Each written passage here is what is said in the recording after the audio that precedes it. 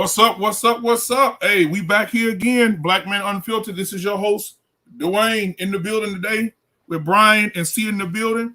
Hey, the rest of the family will be here later on. So listen, I want to start out with everybody venting, man. Sierra, you weren't here last week, so you probably got a lot to say. So go ahead and speak your mind before we get this show started, babe. Oh, you muted. You muted. I got you. Go ahead. Oh, you muted on your end. I'm muted. Oh, I really have nothing to say. I really haven't been keeping up with anything this week or last week. I had an accident, so yeah. How you just doing? been, huh? How you feeling after the accident? Oh, I'm still hurt. I know that's right, baby. I would be too. Shit. My neck, back, everything hurting. Hey. Anything else going on with you? Oh no, nothing else. Nothing else. I know that's right. Well, hey, listen. So, my boy Brian, what you got going on this week, man? I see you've been very active on Facebook the last couple of days, boy. No, nah, man. Just talking spit, just talking spit. That's all. I ain't doing too much in there. You ain't got nothing going on this week? Nah, not really, man. Nothing. Everything cool on my end. So the second thing I want to get into is I want to have a little segment called "Did you see that shit?" So I had talked to Sierra earlier today about the situation with your girl. What's her name? Oh yeah, Gabrielle Union. My bad. No, it's two of them in my head. I had Jada in there too. But Brian, you know about that, huh? What's going on with Gabrielle? So Gabrielle got on. She wrote a book, and the name of the book is Gabrielle Union. You Got Anything Strong is the name of her book. So she's on tour right now promoting her book. Mm-hmm. And one of the things that she talked about was basically being she was basically promoting the whole phase, basically. Mm-hmm. Telling women that, when you go to different cities, sleep with all the men you can. You know what I'm saying? Get different experiences. If you go to Asia, get you some Asian meat. If you go to, whatever. She said, wherever you go. And she said she had a list of men that she wanted to have sex with. She said, and they were all fuckboys. And she said her friends were telling her that she shouldn't mess with fuckboys. She was like, I don't care if they playing the game all day. I don't care if they don't got no job. I just want the D. Mm-hmm. And so so now she's being drugged by a lot of different shows or different people saying that she's promoting, she's influencing her women because she got 6 million followers. Mm-hmm. So you're influencing these women to be out there to be for the streets. So how do you feel about that, Brian? I'll let you go first. I got a question. Who are the people that's attacking her? Are there other women attacking her? Yes. Okay. Why are they attacking her though? Because we've been seeing this whole culture for the past couple of years. So why are they singling out Gabrielle Union? We've been seeing Megan Thee Stallion. We've been seeing Cardi B. We've been seeing a plethora of women doing whole things. But for them to attack her and say, let a woman get her wholeness out, it don't go for every woman, but there are, it's true, women do, not all women, but there are women that go through the whole phase, and the whole phase to a woman made by fucking 3 guys or something, or not 3 guys in one night, but 3 guys in the course of a year or something. That's like a woman's whole phase, technically, but I want to know why they're kind of going at her. Did she say anything in the media against something? Reason why they're kind of dragging her? Because they allow the other hoes to be hoes, so why not allow her to be a hoe? Wait, so basically, I think it's because she always was against that, bro. I think that she's always spoke out against women. Don't make the mistake of getting with several men or getting with a lot of men, and so she's been preaching to women for years, saying, "Hey, keep yourself, keep your sanity. Don't give your bodies to a whole lot of men." You know what I'm saying? Now, all of a sudden, now you going back several years before you got married, and you're saying you had a list of guys that you want to have sex with that were the same men you were telling the women to stay away from. So a lot of the women are upset that you were trying to, okay, you were having these little girl groups things and these women involvement things, and you're all into the Me Too movement and all into this other stuff. Why would you promote, such a thing, knowing what could come out of that if you tell a guy to stop and he don't stop, what happens then? A lot of people are upset about that. My thing is with Gabrielle Union. I thought it's kind of shocking that people are shocked because she always been open about her sexuality. She always talked about how she like tossing men salad. She always talked about like, talk like this. So it's just still weird to me why the women attacking her all of a sudden. She had to piss somebody off in the industry because from what I know from her, she always been like a freak. And Right. And just to be even transparent, look at the stepson she has raised. So that tells you a lot. Uh, But hold on. Before I close on that, you got to blame the father also because the father allowed a white LGBT to watch his son also. You can't find it though, but I do got pictures and I still got all that stuff. He had a white gay male as a sitter. I think that was before Gabrielle, I think too. yeah, and then when Gab came, she just basically, Brought it out of yeah, she yep. just put it on out like, hey, it's okay, do what you need to do. It's okay to be you. We'll get you a dress, we'll get you whatever you need. We'll be you. So Sierra, how do you feel about the whole Gabby situation? I mean, like I told you over the phone, I really haven't kept up with that, but I said the same thing to you earlier. What Brian's saying to you now. Yeah. I mean, she's not bringing it out. It's been there. Yeah, she been there. Like Yeah. it's been there even before her time. I mean, Yeah. so I Home really been home. don't see a problem with what she said. Nah, she didn't say nothing. She didn't say nothing wrong. Because there are some people, I'm gonna put it like this because I'm a female, and y'all may know too, there are some females who get married, never had that whole phase, and be like, Mm-hmm. dang, I wish I'd have, Yep. been able to Yeah. have that whole phase, I got a so married woman now. I got two married women, man. They yeah.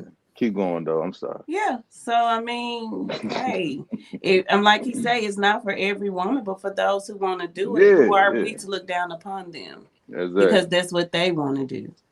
I don't Exactly. I don't think what I think it is though? I think it is before we get into everything else, I really truly think it's not the fact that we're putting them down.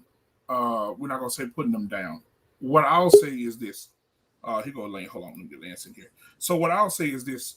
I'll say we're not putting them down, but at the same time, you have to be careful because Sierra, we both probably know everybody on this screen probably know somebody back in the day that was in school with them, or they went through the whole phase and they slept with all these different dudes and they were having fun.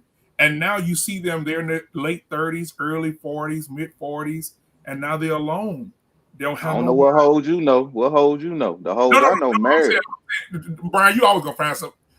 Okay, let me put it to you Boy, like you this. can't handle me, boy. You gotta be sharp, boy. Hold on, hold on, hold on. I'm messing with you. I'm What messing I'm with saying is you. this: if you go to, I told a female this one time. Me and Tony had a conversation one time at his house, and I told a female one time. She said, "Oh, if I left my husband, I can go do this and I can go do this." I said, "That's fine, you can." I said, "But I want you to stop by Home Depot and get you 4 of those orange buckets." And she said, "Why would you do that?" I said, "Because you will be able to get buckets of dick, but who's gonna marry you? Who's going to commit themselves to you when you washed up? Just like a dude too. How many of us know a dude that do the same thing? A dude that's a player his whole life. Oh, he done slung all the meat and every girl he know, and then all of a sudden now, shit, he in his 50s, 60s, then hell, he by himself. And those women are He's looking still at doing what he was doing in his 20s. Goddamn right. Shit. See, Dwayne, you gonna like what I'm about to say, okay? So you gonna be okay, like, yes, yeah, go Brian ahead. does shitted on the women. But let me tell you something. One thing about women, they will die alone. Men don't die alone. No, There ain't too many single men that die single. nope, But it's a lot of aunties, grannies, mamas that die single. exactly. And So I I just saw one want of to your put that posts. out You there. had posted something like that today. about Yeah. yeah. You had posted something and you was like, when a woman, what did you say? You said when a woman leaves a man, when a No, woman, when a man leave a woman, he finds something better. When a woman leave a man, she's still stuck in the same position she was in. Like a lot of women don't learn from, like they keep dating the same type men, keep making the all same we do, mistakes. yeah, But men, we get hurt one time, we find out like, oh no, I ain't going in that direction no more. But right, women keep hitting that same wall. yep. Sierra, how you feel about that? You the only woman on the panel. I told you that, Joe. Yeah, I you got. told you that on the phone call that night Yeah. when you were talking about your first wife. You know, you was like, when she did that to you, it was like no other woman can get that out of me. Mm-hmm. But I mean, women do. Women continue to date the same man over and over and over and over. Mm-hmm. And be I on, haven't, Lord, thank you, Jesus. yeah, and be on Facebook saying, God, please bless me with a good man. With a good man. Yeah. And then 2 weeks later, I got me one. They on the picture. He in the background like this, he holding the PlayStation stick in his hand. Shit, 3 weeks later, these men ain't shit. I'm telling you, bro. You see it all the time. I done seen it all the time, bro. All the time, man. Lance, what's up? Stop. Hey, What's going man, we on, talking man? about Gabrielle Union going through this whole phase, bro. She said she wrote a book and she's out promoting it. And she's telling the women that, hey, you should go out and get all the meat you want. You know, if you go to different cities and different countries, you should test all the meat out.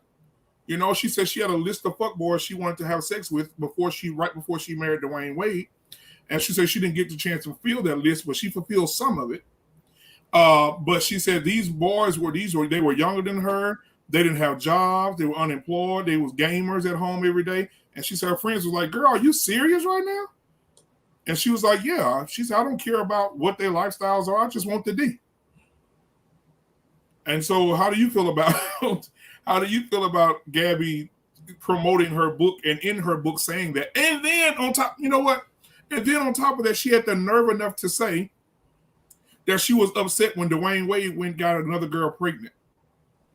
So you're promoting giving it away, but you're mad because Dwayne got a chick pregnant when you guys were broken up? Emotions are intangible. She's allowed to feel however she feels, no matter how many of her pussy lips she's spreading. So I mean, God dang, Lance. Damn, Lance. How she wants to. He had to say it like that, man. I mean, damn. She didn't have to write a book like this.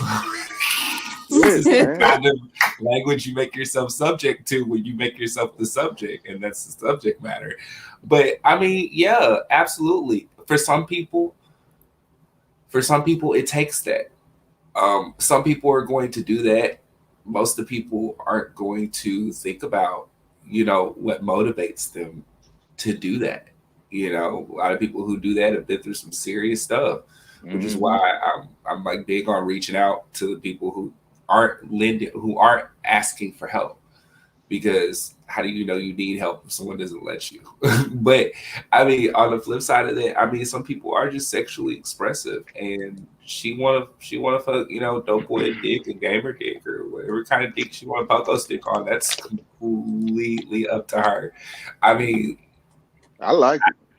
I like hearing a rich woman having sex with regular men. It give niggas like me hope. Like, damn, I can give me a celebrity chick broke. I do want to say though, I personally feel like rich bitches been fucking with trash dick for a long time. Hey, Lance, I ain't gonna even lie to you. Nah, Dwayne, I ain't gonna say this on live. I ain't gonna say this. I'm about to say so. Go ahead and say. Hey, come on. Listen, there are rich white women in Texas that will offer. Hold on, let me get back. I ain't want to smoke on camera. Hold on. Oh, you can. No, I don't want to do that. I don't want to do that. I want to have a good image of myself. But listen, check this out.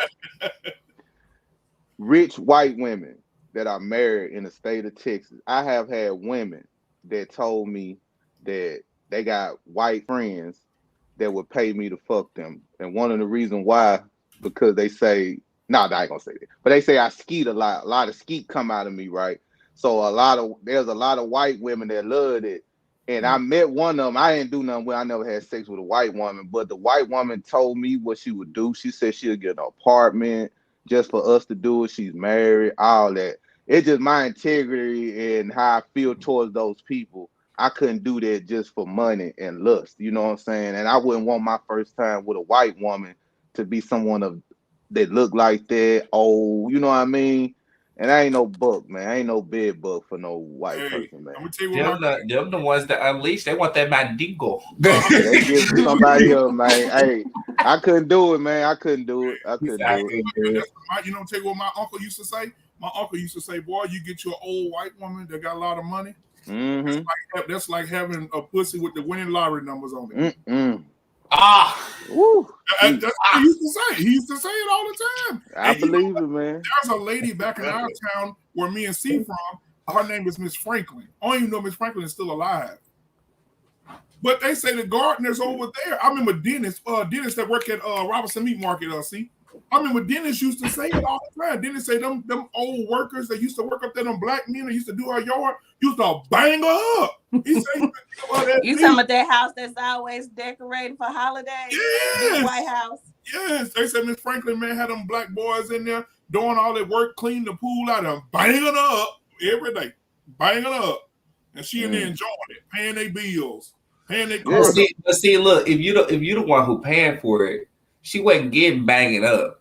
Okay, she was in charge of that transaction. Right. So let's give her power. Okay, she was pussing them down. She was scratching the post. let's give her power. I mean, that's what it is. What it really comes down to is for the same reason that dudes like girls to get on their knees and give them head. It's a power trip, and that's what it ultimately on a basic level comes down to is a power trip. Who's on top of the other? That's it. And for most of the white women, it's not even the fact that they find black men sexually attractive, or white dudes who find black women sexually attractive. They for some white dudes, it's like a God complex, like a superiority complex. I'm saving you. Oh my God, you should be. You should be having grateful sex with me. And unfortunately, I've been in that predicament too many times because I happen to like white guys, and I've been in a predicament where I'm just like, damn, do I choose between fulfilling my fetish or letting them fulfill theirs? And it's so weird. And yeah, I mean, it's weird. We talk about trauma. That's the trauma of a lot of black men for real. We are taught not to see ourselves or anybody like us as attractive. We don't come from a strong family unit. And then we have the women, in my specific case, where I've seen females taking advantage of the men that do them. I don't want to exemplify myself. I don't want to exemplify myself through them. And obviously this woman can't teach me anything. So it's just what is there to like about that? Right. And so my next question would be this right here. Jada. Now let's talk about Jada, man. Now Jada on a whole nother level.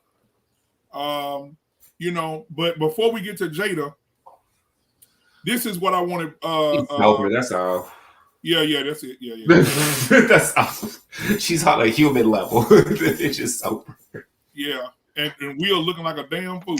But here it is right here, guys. This is what Gab had to say. I found it. Here it is. Because he see me through. Oh God! So I got divorced, and I was trying to get out. Like other divorced people, you have a mental bucket list. I had a bucket list of diddles. I was about to say, are we keeping it 100? Let's keep it a buck. I was like, here is my deep, what do they call it, the Red Sea Scroll of gentleman callers I would like to check their avails on. Check their let me go back out and go back in. It sounds like she don't want to cooperate today. I was hearing everything fine. Oh, you heard it? Yeah, I heard. Oh, okay. Hold on. It was on the Red Sea Scroll. Okay, my bad. Let me go back.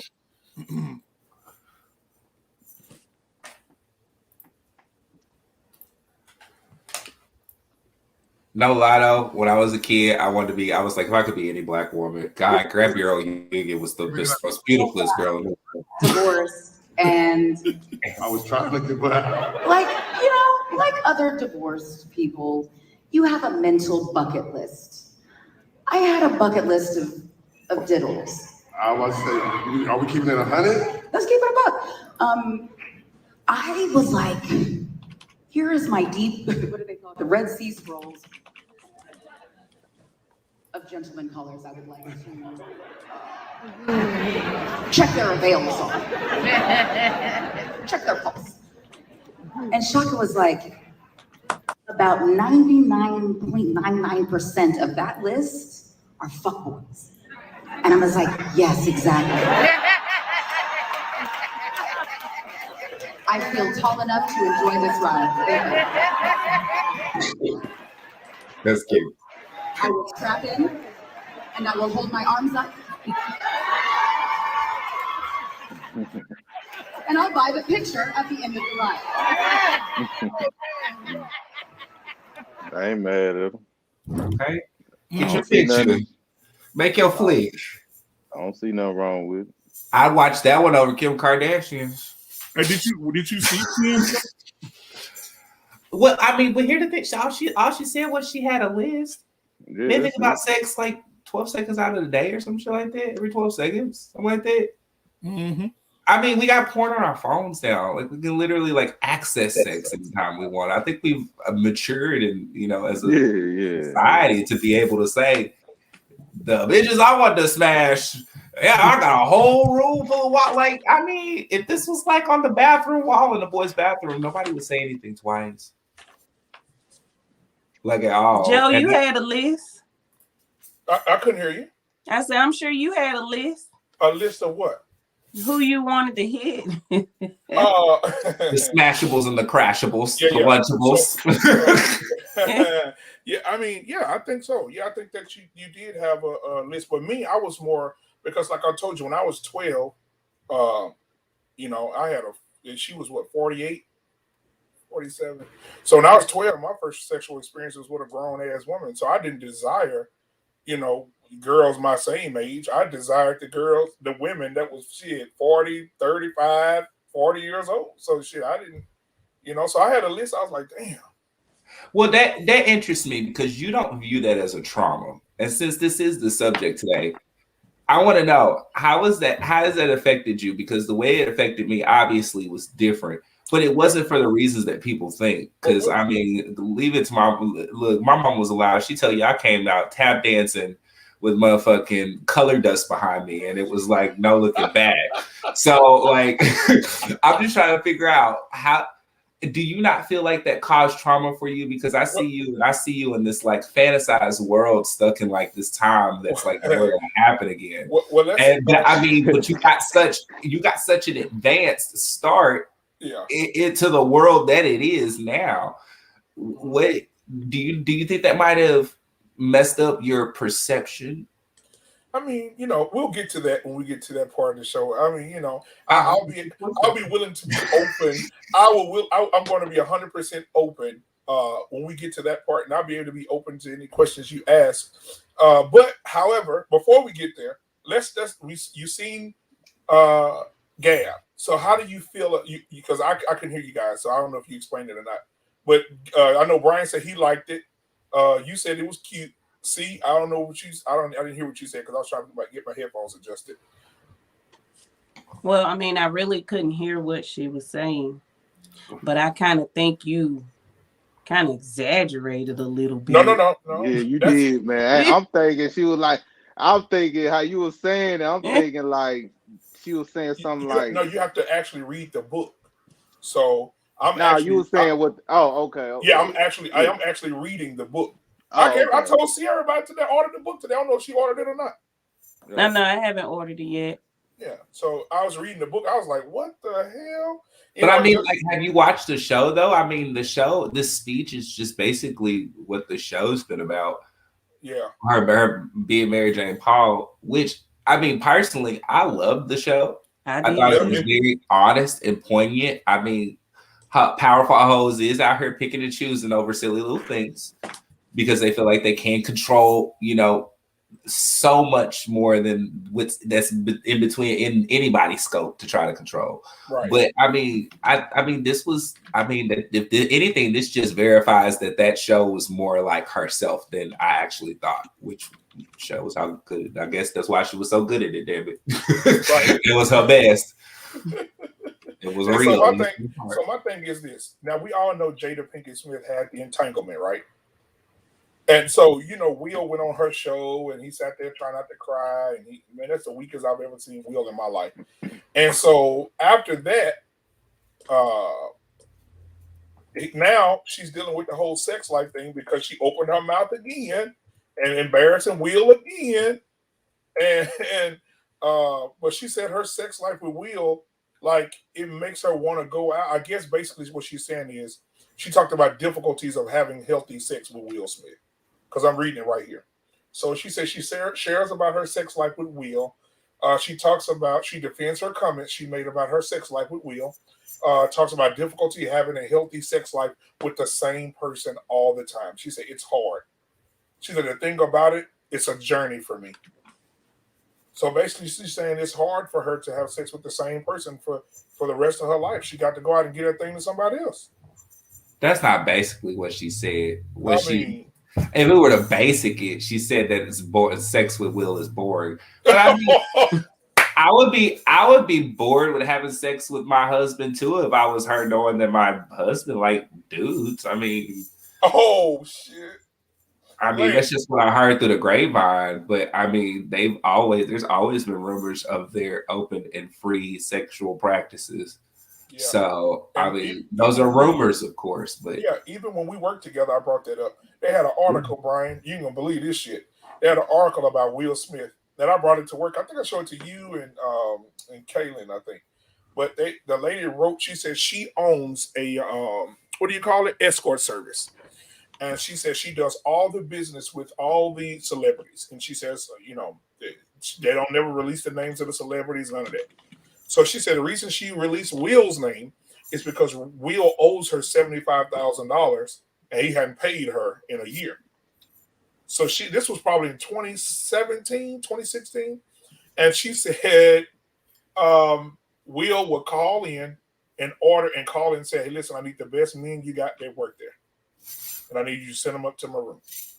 And she said she would send the guys in there. They do all that. Will was supposed to pay. She said Will has done it 4 or 5 times. She thought at first it was a mistake.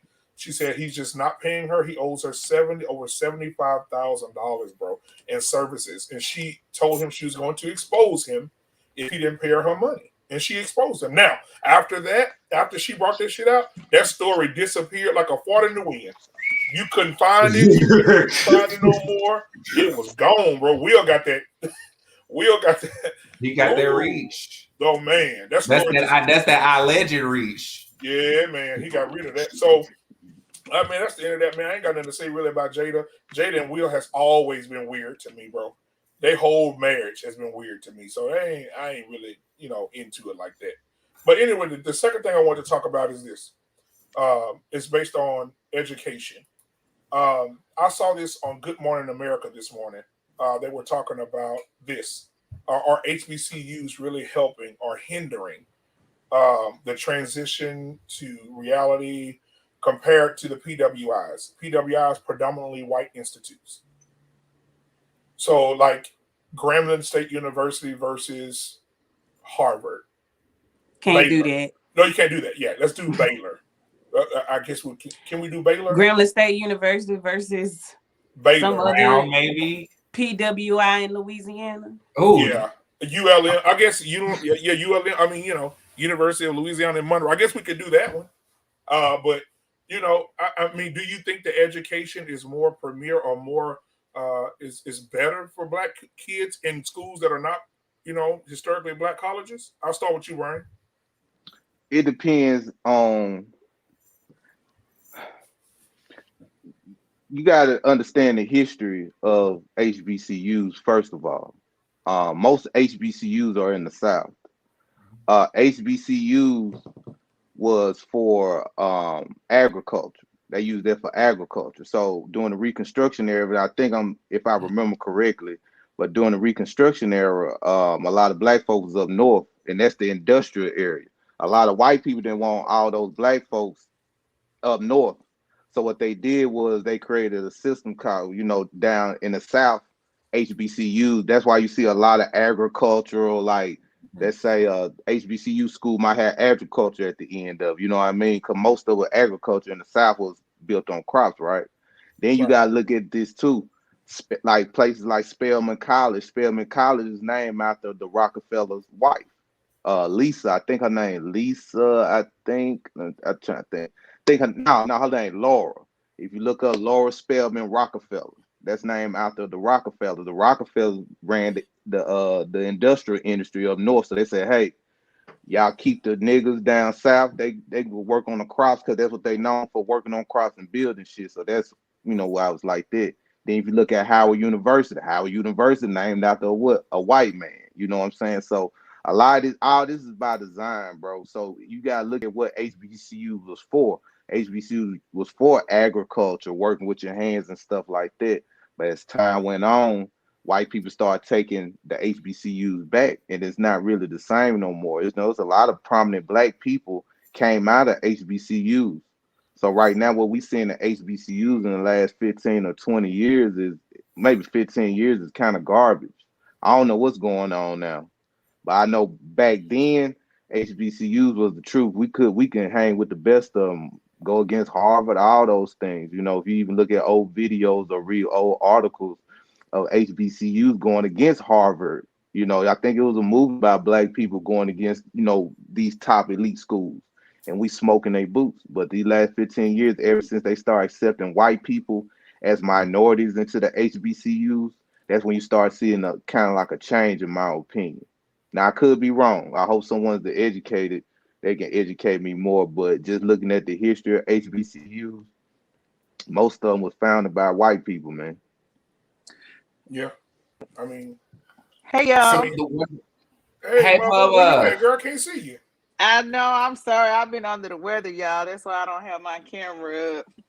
Oh, I've been okay. having, thank goodness it's not COVID. I went to the doctor yesterday for the second time, did another COVID test. It's just I have real bad post nasal drip. So sorry I don't have my camera up. But I've been Yeah, listening. I okay. hear y'all talking about HBCU. So I went to the Texas Southern University, Woo which woo. was Okay. the Texas Southern, the real TSU. And that Mhm. was started by a black man, Herman Sweat, and it came out of kind of like what Brian was saying about he wanted to go to college in Texas in the South, and they refused to let him in. At that time, they weren't letting black people in, so that's why him and a group of other black professionals down in Houston started Texas Southern University. Um, my HBCU experience, I will say it definitely had its challenges. I think it really prepared me for the real world. Would I say that it prepared me for corporate America as well as like a PWI would? Probably not. I have two brothers and they both went to PWIs. And so the experience was just totally different. But like I say, in terms of like the experience and the culture and everything that I derived from going to TSU and to an HBCU, I wouldn't change any of that. When I started there, I was like 16, barely turning 17. So I went like really young. And so it was just everything was like a culture shock to me. Like, wow, like, everybody's grown, like, all this and that is going on. But it really taught me like responsibility. And when I say that, like your financial aid, you're supposed to have this much in your account, your class is supposed to be paid. You might have to go down to the financial aid office and fight with them because your stuff ain't where it's supposed to be. Like it's kind of different. Like you have to stay on top of your own stuff. And for me, I took that though as like preparing me for the real world, getting me prepared for reality. So it was like those kind of situations. Um, and even like the professors, like it's real no nonsense at HBCUs. Like if you late, you gonna be outside the class. Like you ain't getting let in. And I had this one professor, like he really would like give it to us, like, okay, you can't do the same things. And I think from that perspective, they really kind of taught us what it is in the real world. And he would tell us, like, you can't do the same things as your white counterpart can do. So I don't care if class does start at 9 o'clock. If you get here at 9:01, you're not getting let in. So from that perspective, I feel like they really helped prepared me for what was out in the real world. But in terms of like preparing me for corporate America, like I said, I have two brothers. Both of them went to PWI, predominantly white institutions, and I feel like they were much more prepared for corporate America. I feel like they had a lot more opportunities than what I did. And I say that too because even like some of the internships and things that I did when I was in college, I got them from my brother's institution. So my older brother went to University of Houston here in Houston, which is of course is a predominantly white institution. And so I would look like on their career page to get internship opportunities because they just weren't available at TSU like that. I think another issue with HBCUs is that our people do not give back in the way that they do. It was ridiculous. I know when I was there at TSU, there was only one person out of all the alumni that had come out of TSU, only one of them had given back $1 million.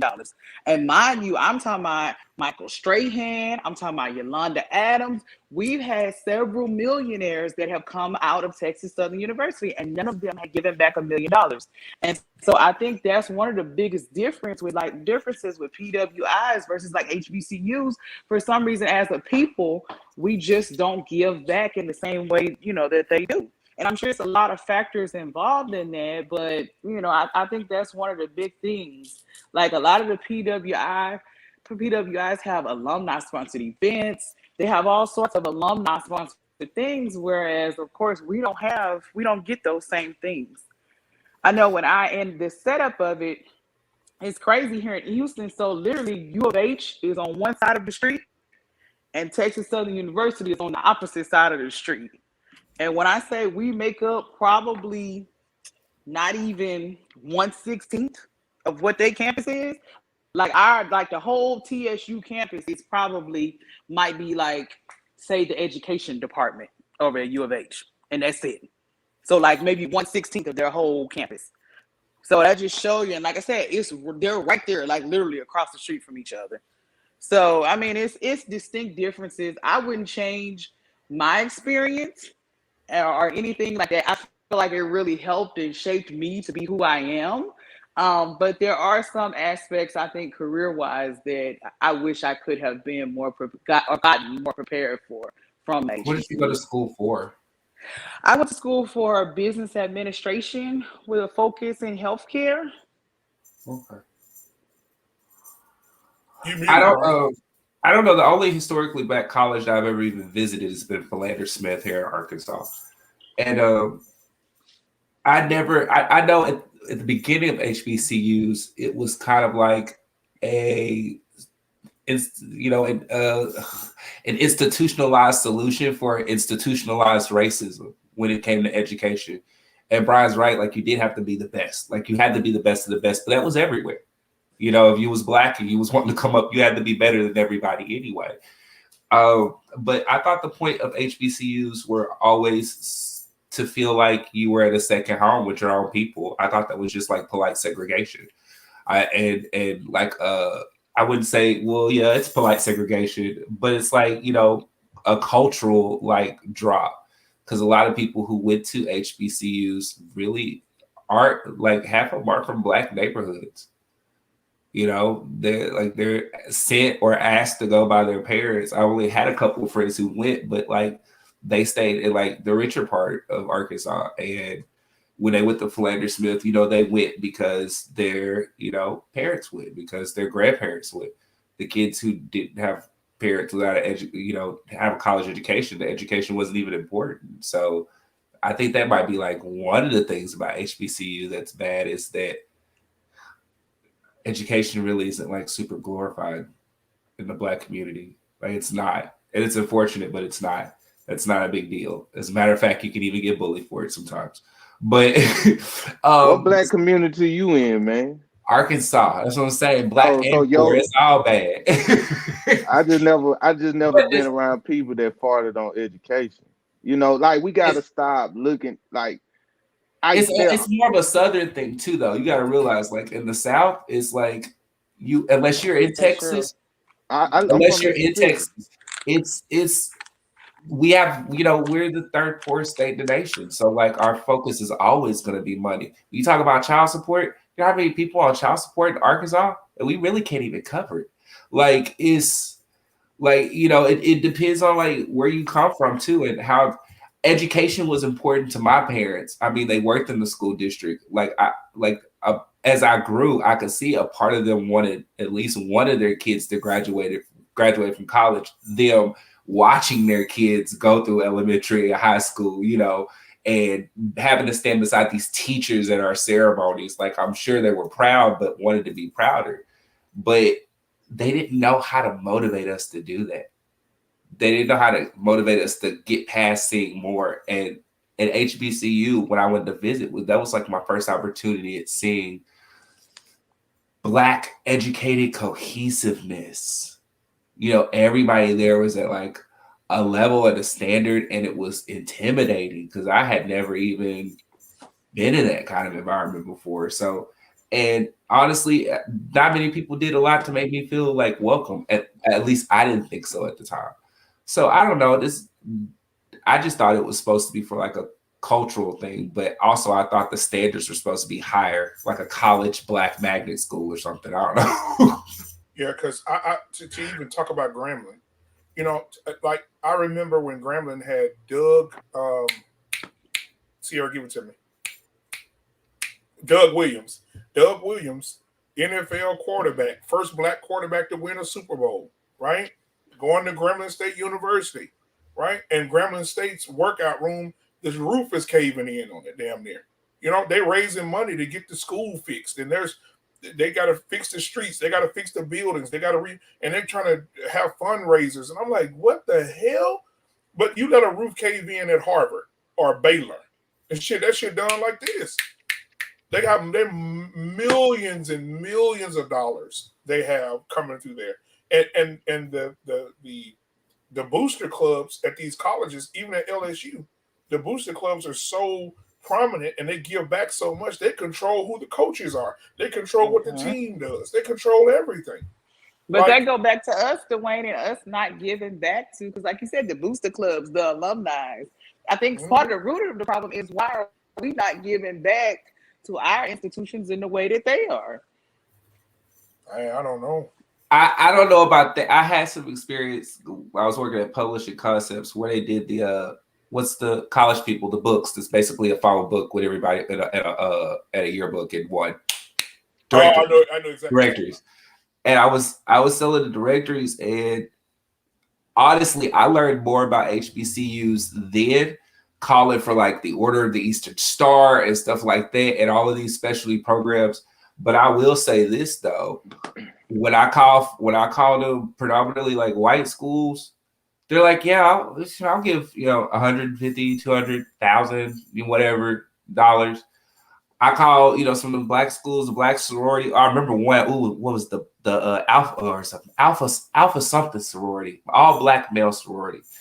And Alpha Phi Alpha. Alpha Phi Alpha. Alpha Phi Alpha. I was so proud to call for that, but I kind of had to chase them down for that money, because they were like, they was all planning this trip to Vegas, but like, I'm like, our directory's coming out too, and they're like, oh, well, yeah, well, I'll just share with the. I mean, but at the same time, I kind of like that about us, because our priorities are just like school, or like how it look, or it didn't used to be, how we just look to each other. Like, we've always had to just like care about like our family, and our family's always been priority. And I mean, that's what everybody keeps screaming. We need to make Black people, better. Well, we have to populate them first, because they're still dying. And then on the flip side of that, like, what do you care about more? Like, we don't went through inflation and all this other stuff, and those people still gain. I mean, Alpha Phi Alpha and oh god, the other sorority I can't think of. Oh, bless their heart. But they both gay, but they all complained about it. And the white sorority and stuff, they were just like, okay, what do I need to do? Like there was like an eagerness to it, but also, this sounds fucking racist as hell. But white people put their priorities on stuff, like they do. Like that's why the kids kill themselves and shit. Because they put their priorities on their stuff, their status, their lineage. They worked a whole bunch of years doing that, and we never even had an opportunity to care really about anything other than each other. So I don't know. That's my take on it. Even if you look at the black people, the celebrities, like Michael Irvin, one of the best receivers that ever played the game in the NFL. I mean, him and Ray Lewis and all these different guys that went to the University of Miami, they talked about it. Michael Irvin said he was on campus and he couldn't even eat. He said he would go out there and run routes all day and go out and score 5 touchdowns in the game and would come back, would have a carton of milk and a sandwich. He said, they couldn't eat. He said, so what they did was they started robbing people. Michael Irvin said they'll go and rob people. They're breaking people's cars, stealing their radios, go to the pawn shop, pawn them in. Then he said Luke came. Everybody know Luke. And he said Luke came, the rapper Luke came and was like, hey, I'm going to take care of y'all, And to this day, they said, Luke, did you give money to them kids? That was illegal. And Luke said, I don't know what you're talking about. They said, well, how did they end up driving nice cars and end up in nice suits and end up with all this money? He said, I don't know. He said, you got to ask them. I don't know nothing about that. So they're not going to admit it because they don't want the school to have that bad image. But, Luke had to step up. He took care of damn near the whole team. Make sure they eat. And these white people are these, like, I'm so glad now they're paying college players to play. Because, like, these white folks making millions and millions of dollars off of these kids and not giving them nothing but a scholarship that they may not even finish. That scholarship, though, 4 years at like $65,000, $45,000 to $65,000. That's a $250,000 contract if you keep playing for the next 4 years. But that's a drop in the bucket compared to what they make. It is. It's always a drop in the bucket when you come. It's always a drop in the bucket when you coming up. They make millions off of those kids. That's pennies. They do. And think about it, they're selling their jerseys. They're selling they make millions. They got big ass posters of these kids sitting outside the building posing, and they're not getting paid for none of that shit, bro. But the black mamas can't even see their kids play. Right. But these mamas ain't the one paying for these $450,000 4-year scholarships. That's what I'm saying. I'm not saying they have a right to make money on them like that. They would have capitalized whether they were white or black. I firmly believe that when it comes to money and power, there is no color. I really don't think so. And I think black people would like to believe that they were oppressed because they were black. No, black people are oppressed because they don't need anybody else taking up their rich air. They've done it to white people, dude. They did it to Jews. They did it to the Irish. They did it to Chinese people. The only difference is that they were more violent with us. I got a question for you. Name a Chinese, white, what other, Italian, Indian. Name one town in America that was burned down. I can name a few black ones that were bombed. That's what I'm talking about. So I know that's what I'm saying. That's what I said. Listen. So you just can't say, I get it. That's your opinion. But you gotta look at it like this. We had barriers, bro. We still making money easy. We jump through fire and we still make it. They got that $1 million skin, so it's easy for them to get money. Exactly. We still get money though. Exactly. We still get money, but it is a racial barrier to it, bro. Money is about race, bro. Because why they burned Tulsa, Oklahoma down. We the only race of people in America after slavery. We had a higher literacy rate during the Reconstruction era, and we built a goddamn country, our own little town in Tulsa. A couple of towns. Exactly. So, but they burned them down, correct? But that's what I'm saying. That's what I'm saying. They've always been trying to. If the people with money have always been trying to oppress everyone, no matter of color. The only difference between us and the rest of them was they was more violent with us because they just couldn't even see. They didn't even see the idea of us being above enough. Yeah, exactly. I mean, but that was racism. Yeah, I mean, yeah, they didn't put that. Like I said, that was one of the violent parts. They didn't put as much work into the hatred of other races as they did for us. So like they did. They did. Like that was some Adolf Hitler level. Like money. But I mean, yeah, but when it comes down to it, like if a black dude gonna make the money, they gonna let them up. I mean, that's how athletes made it. But you know, I mean, they ain't nothing but. I mean, I ain't gonna say it like that, like their talent or skill doesn't matter. But this goes for all of us. We're all just overpaid slaves.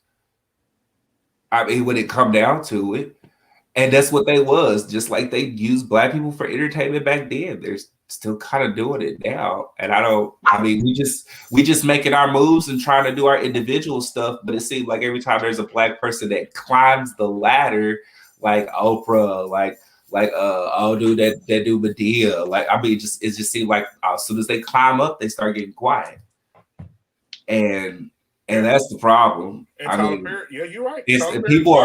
Black people are reaching a status. You sure right. They're just thinning out. They're getting color fast as they go up because they all turn green. And that's you know at a certain level.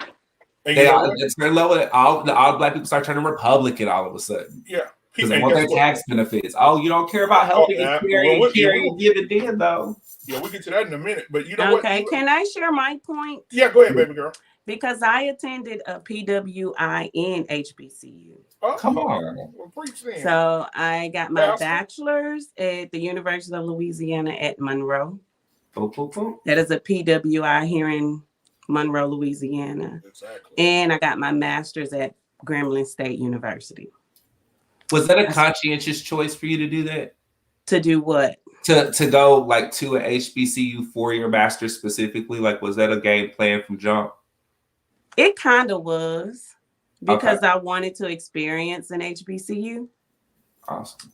So yeah, that was my game plan. If it wasn't Grambling, I was going to attend Southern University at New Orleans. Okay. And that's because they had the master's in social work, and they're just a sister site for Southern in Baton Rouge. Mm-hmm. And so they had the master's in social work. The reason why I went to the PWI because it was closer to home. I could just be a commuter student. But what I've learned, I always tell people attending ULM gave me my voice because it seemed like I had to literally fight for everything that I had. Like Mova said, you know, I didn't have to worry about financial aid. I knew it was there. They had it set up. All I had to do was go on the computer and click accept. Didn't have to worry about that. But when it came to classes, you know, I'm in. So when you're in college, the year that you attend, you are in that catalog. That's your catalog. Those are your courses that you're supposed to take. You're not supposed to stray away from that, even if a new catalog come out and new classes are added. So whenever a new catalog will come out, a professor, my advisor would say, this is ULM, oh, well, you have to take this class. You haven't taken this class yet, so you have to take this class. So here I am. I'll take that class. Not knowing that I'm supposed to follow the classes in that catalog because I wasn't taught that I had to actually learn that. And I spent 5 years at ULM, which it should have been 4, taking classes that I shouldn't have been taking. So did they prepare me for the business world? I would say yes, because they had a lot of internships. They have a big alumni who still gives back, who have these alumni events and stuff like that. But my thing is, if I wouldn't have been able to open my mouth and actually learn and read this stuff, I probably would have been there 6th year. You know, for a while, my job was paying for me to go to school. The job that I attended, I didn't even do financial aid. I did not do loans or anything. And when it was time for me to graduate, they say, oh, well, I wasn't working there anymore. And they say, oh, well, you can't use financial aid. Well, why not? Because I haven't used financial aid this entire time I've been in school. Oh, well, you're over your hours to receive financial aid. Why? How? It doesn't matter if I'm over my hours because if I've never used it, why can't I use it now? So the lady told me, um, well, you're just going to have to pay out of pocket. I knew I couldn't pay out of pocket. I had to go to the dean. The lady in the dean's office, she'll say, oh, well, he's busy right now. White lady. Oh, he's busy right now. He can't talk. So is there anything, I can write a letter. Is there anything I need to do, say, what, to graduate? Because I need to graduate. And she'll just push me off. Oh, he's busy. Every time I came in that office, oh, he's busy. He's busy. Until one day I was like, you know what? He's not busy today. I need to speak to him, and I need to speak to him right now. At first, I was just passive, like, oh, okay, whatever. I need to speak to him, and I need to speak to him right now because I need to graduate. And I don't know what came over me that day, but all he did was told me to write a letter. And basically, that was it. I got my financial aid. It was like it was a struggle. And if you can hear anybody else experience, they will say it was a struggle for us to kind of graduate. I'm just going to say ULM. I'm not going to say any other PWI, but that was my experience trying to get someone to hear me. Right. But attending Grambling State University, I will say there was a culture shock for me because a lot of the things that ULM had in order, and never mind, they're in the same UL system. Grambling State University is the only HBCU in the UL system. So you would think they will kind of run the same, right? But they don't. Attending Grambling State University, like Mother said, I had to go wait in line over here. And well, she probably didn't say this, but I had to go wait in line just to make sure they had my financial aid. Yeah. It was no clicks of the button. I had to go wait over here for admissions in line. I had to go stand and sit hours trying to get admitted into school, to where at ULM, all I had to do was go online and click the classes that I wanted, So that was my culture shock. But when I say that I was heard at Grambling State University, it taught me how to evolve as a person. It allowed me to be me. The experience that I had, I spent 5 years at ULM. Cannot one professor at ULM see me on the streets and know exactly who I am.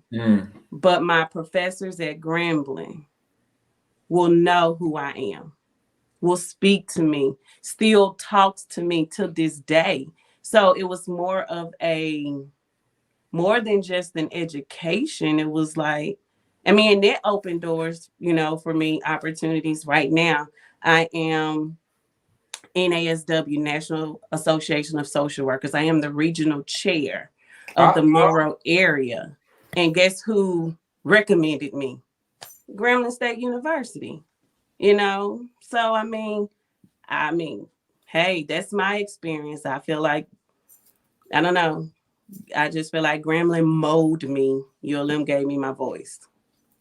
That's what I've heard a lot. Everybody who attends a black HBCU, especially those who are part of a black fraternity and sorority, just carry themselves with so much pride and dignity. And honestly, I've always been like super envious. Like, it's just a whole different vibe. It's like meeting somebody from Cali. You just know they're from Cali. They just got a whole different way about them. Yep. So, and that's how I feel about it. I just think that black colleges, when it comes to HBCUs, they don't have some of them, or a lot of them, don't have the resources that you would see at Baylor. Like you said, their facilities are bigger. They're nicer, and then Deion Sanders. I can say I'm proud of Deion because Deion went to Jackson State and he turned that whole damn place around. And if you watch his documentary, he went there and he went on the practice field, and the practice field got potholes. The guys getting hurting their ankles and spraining their knees and all kind of crazy injuries because the field is horrible. And then he went to the actual field where they play, and there's potholes. They had covered it up with grass and put little metal sheets under it. And Deion said, I want this field done before kickoff, before the season starts.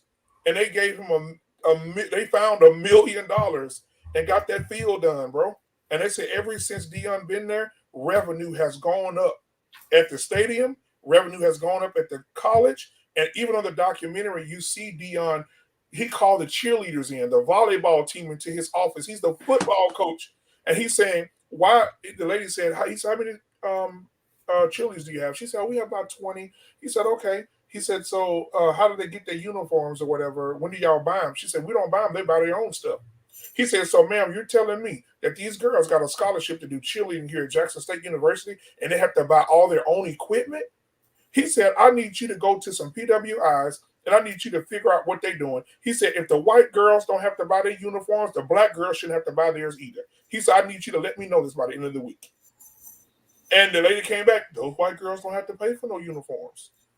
And Deion was like, well, why do our black girls have to pay for them if the white girl? Alabama cheerleaders not paying for uniforms. Jackson State cheerleaders not paying for no uniforms. And so now he found these people to come in and donate their money. And now that whole stadium is redone. The cheerleaders got free uniforms. The volleyball team got new uniforms. They're recruiting high efficiency players. The school is more people are coming to the school. Like, I mean, Deion is changing that whole place. So what does every HBCU need? Is a celebrity? No, what's changed that people have stopped giving, or they don't have the resources? I don't know. It is not even just the celebrities. Look at Strahan. I kid you not. Texas Southern, and now we share the football field with the soccer team. The whole time I was there, we played at the same field that the high school played at. That's how bad. Yeah, no, seriously. The field that our HISD kids play at, that's the field that Texas Southern University played at. Just about 3 years ago, we got a field to share with the soccer stadium. And Strahan, how many times over? How much money? How many shows? He on Good Morning America now. And he came from TSU's football team.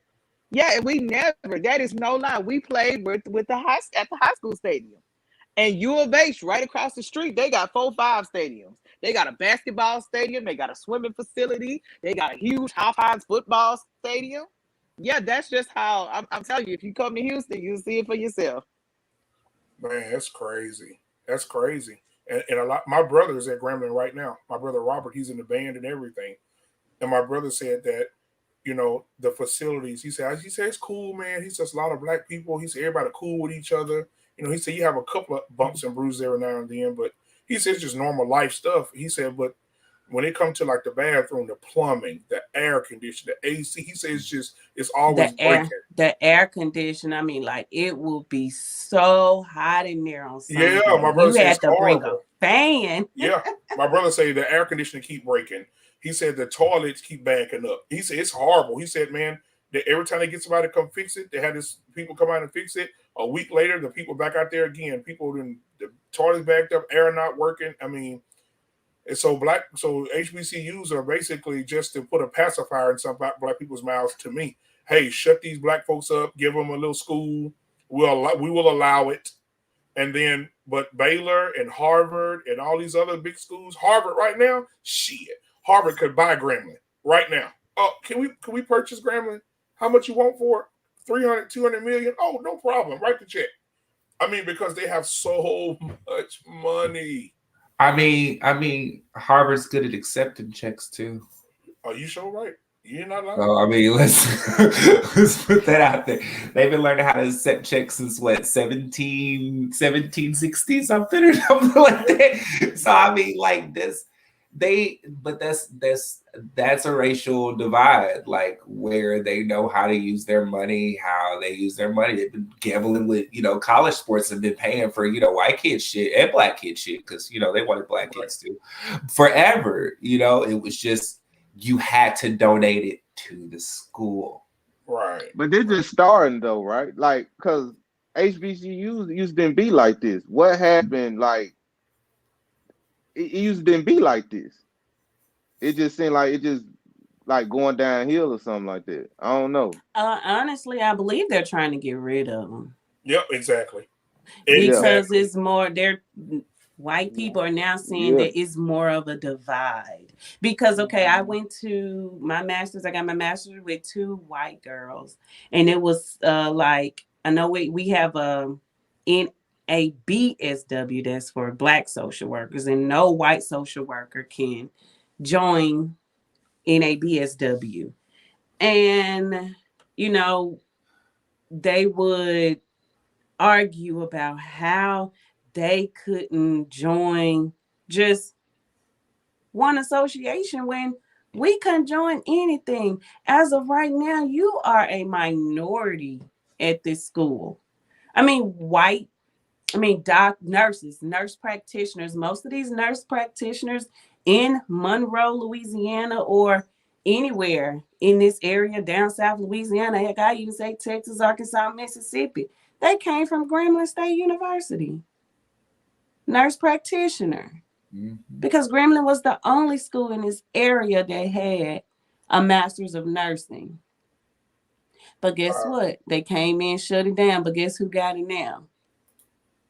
ULM. Wow. ULM could not get a master's of nursing because Grambling had it, and they were in the same UL system.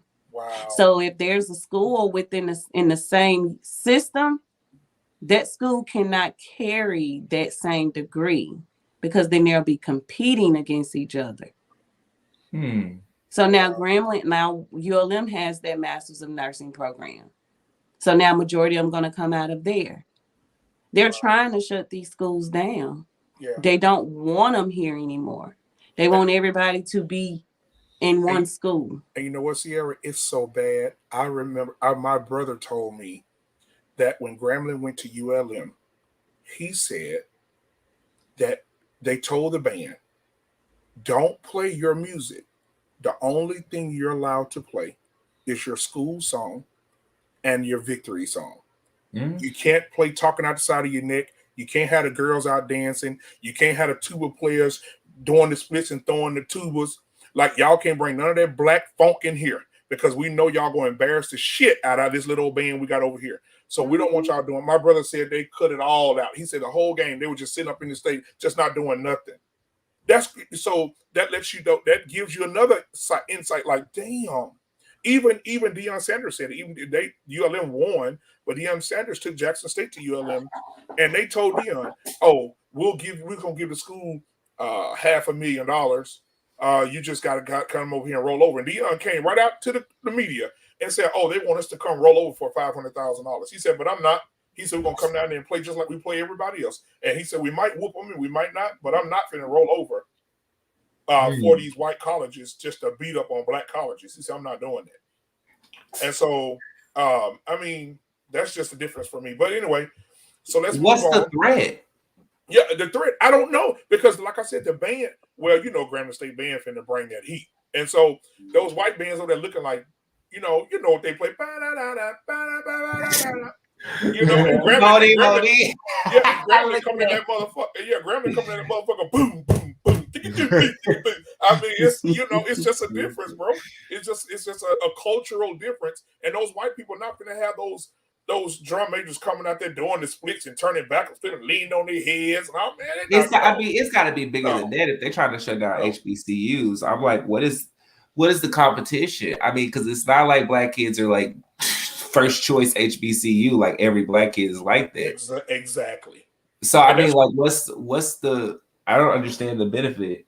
And also the thing is, when it comes to like what Sierra was saying, if I went to Harvard, I can go into a huge Fortune 500 company, and they look at my resume. They ain't gonna look at nothing else. They say, "Oh, you went to Harvard? welcome to the team. But if I go and I went to Grambling or TSU or somewhere like that, we'll get back with you. I want to talk to our manager. You know, the white people laugh when they don't want to fucking hire you. I will get back with you at a later date. They're not going to be more adamant about hiring you if you didn't go to a prominent PWI. That's the truth. My little brother went to Rice. They call it the Harvard of the South.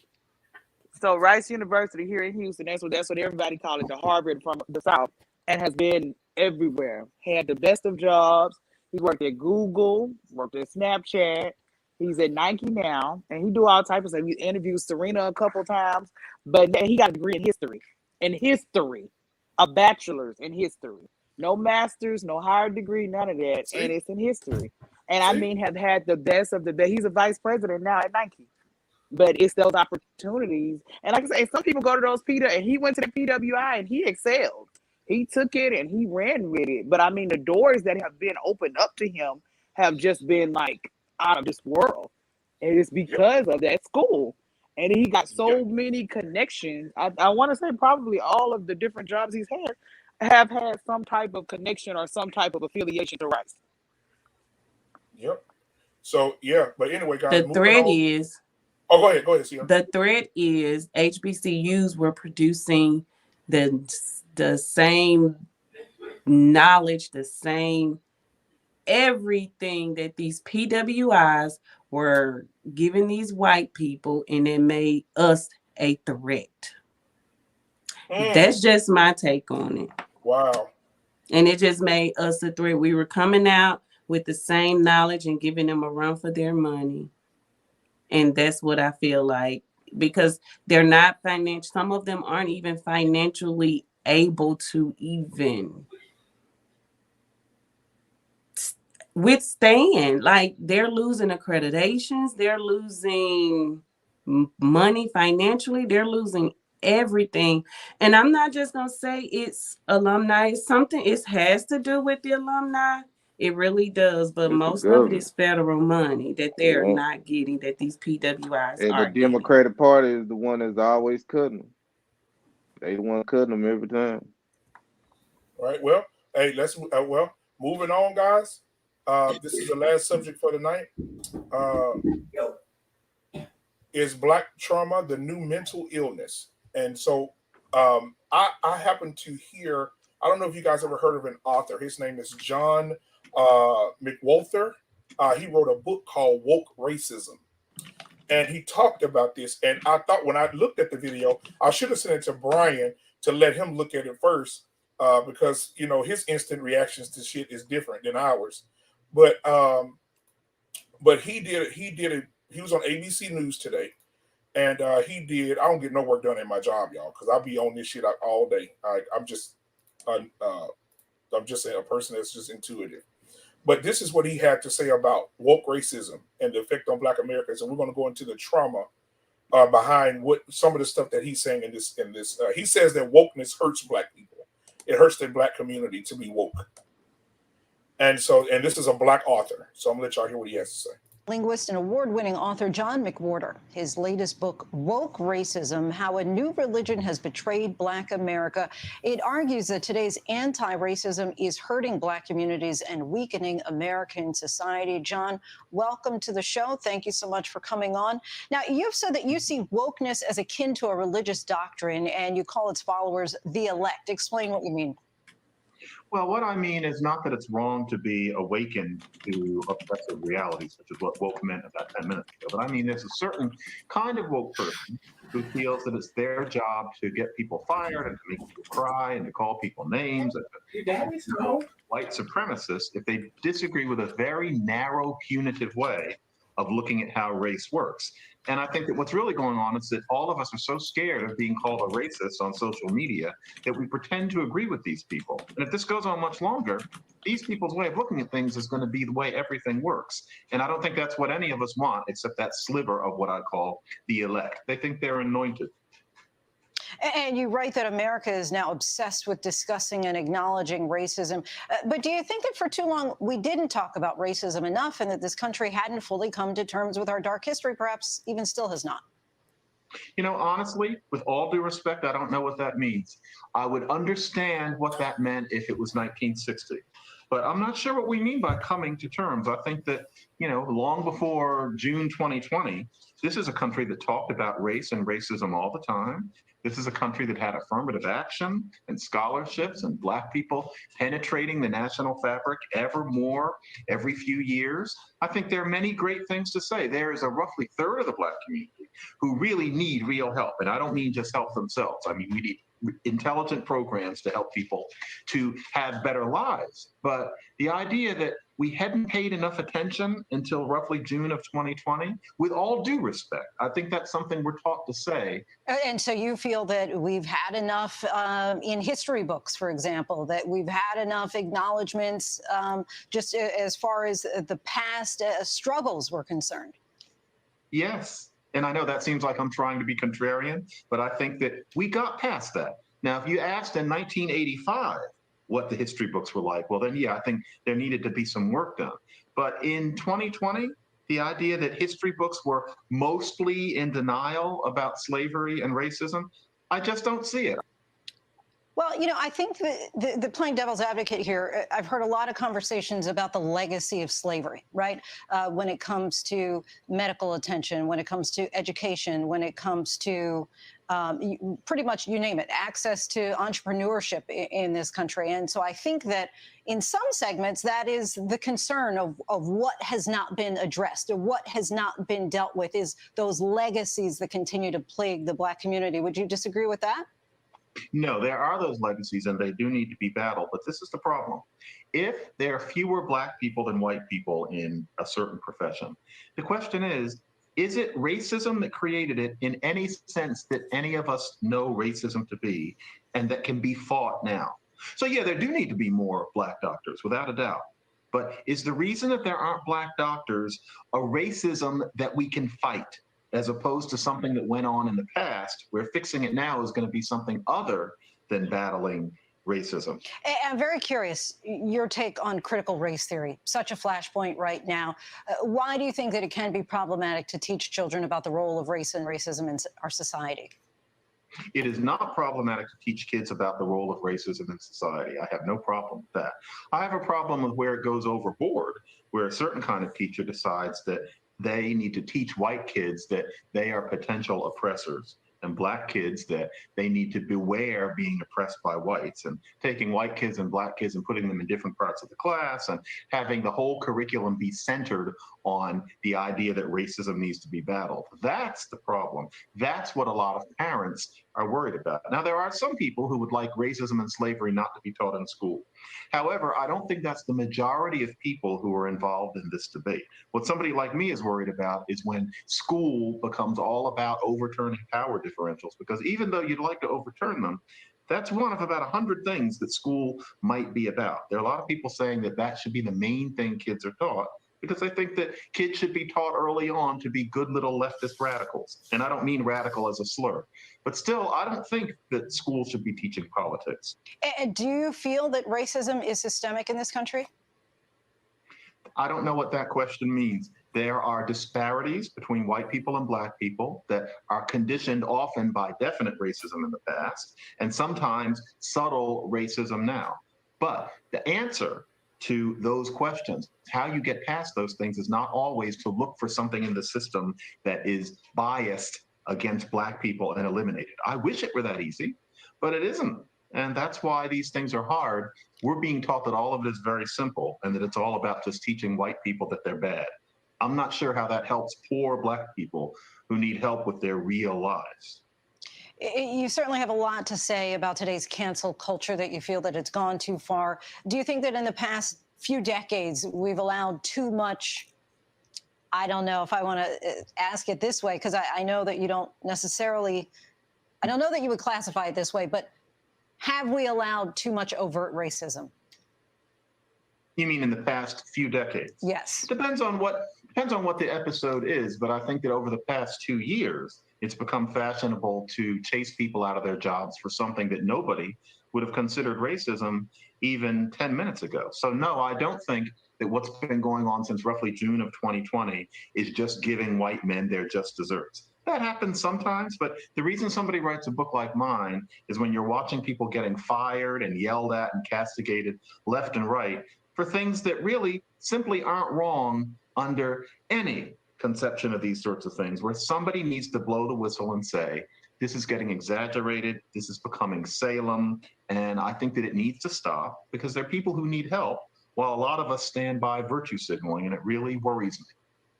John McWhorter, Woke Racism, How a New Religion Has Betrayed Black America. It is available now where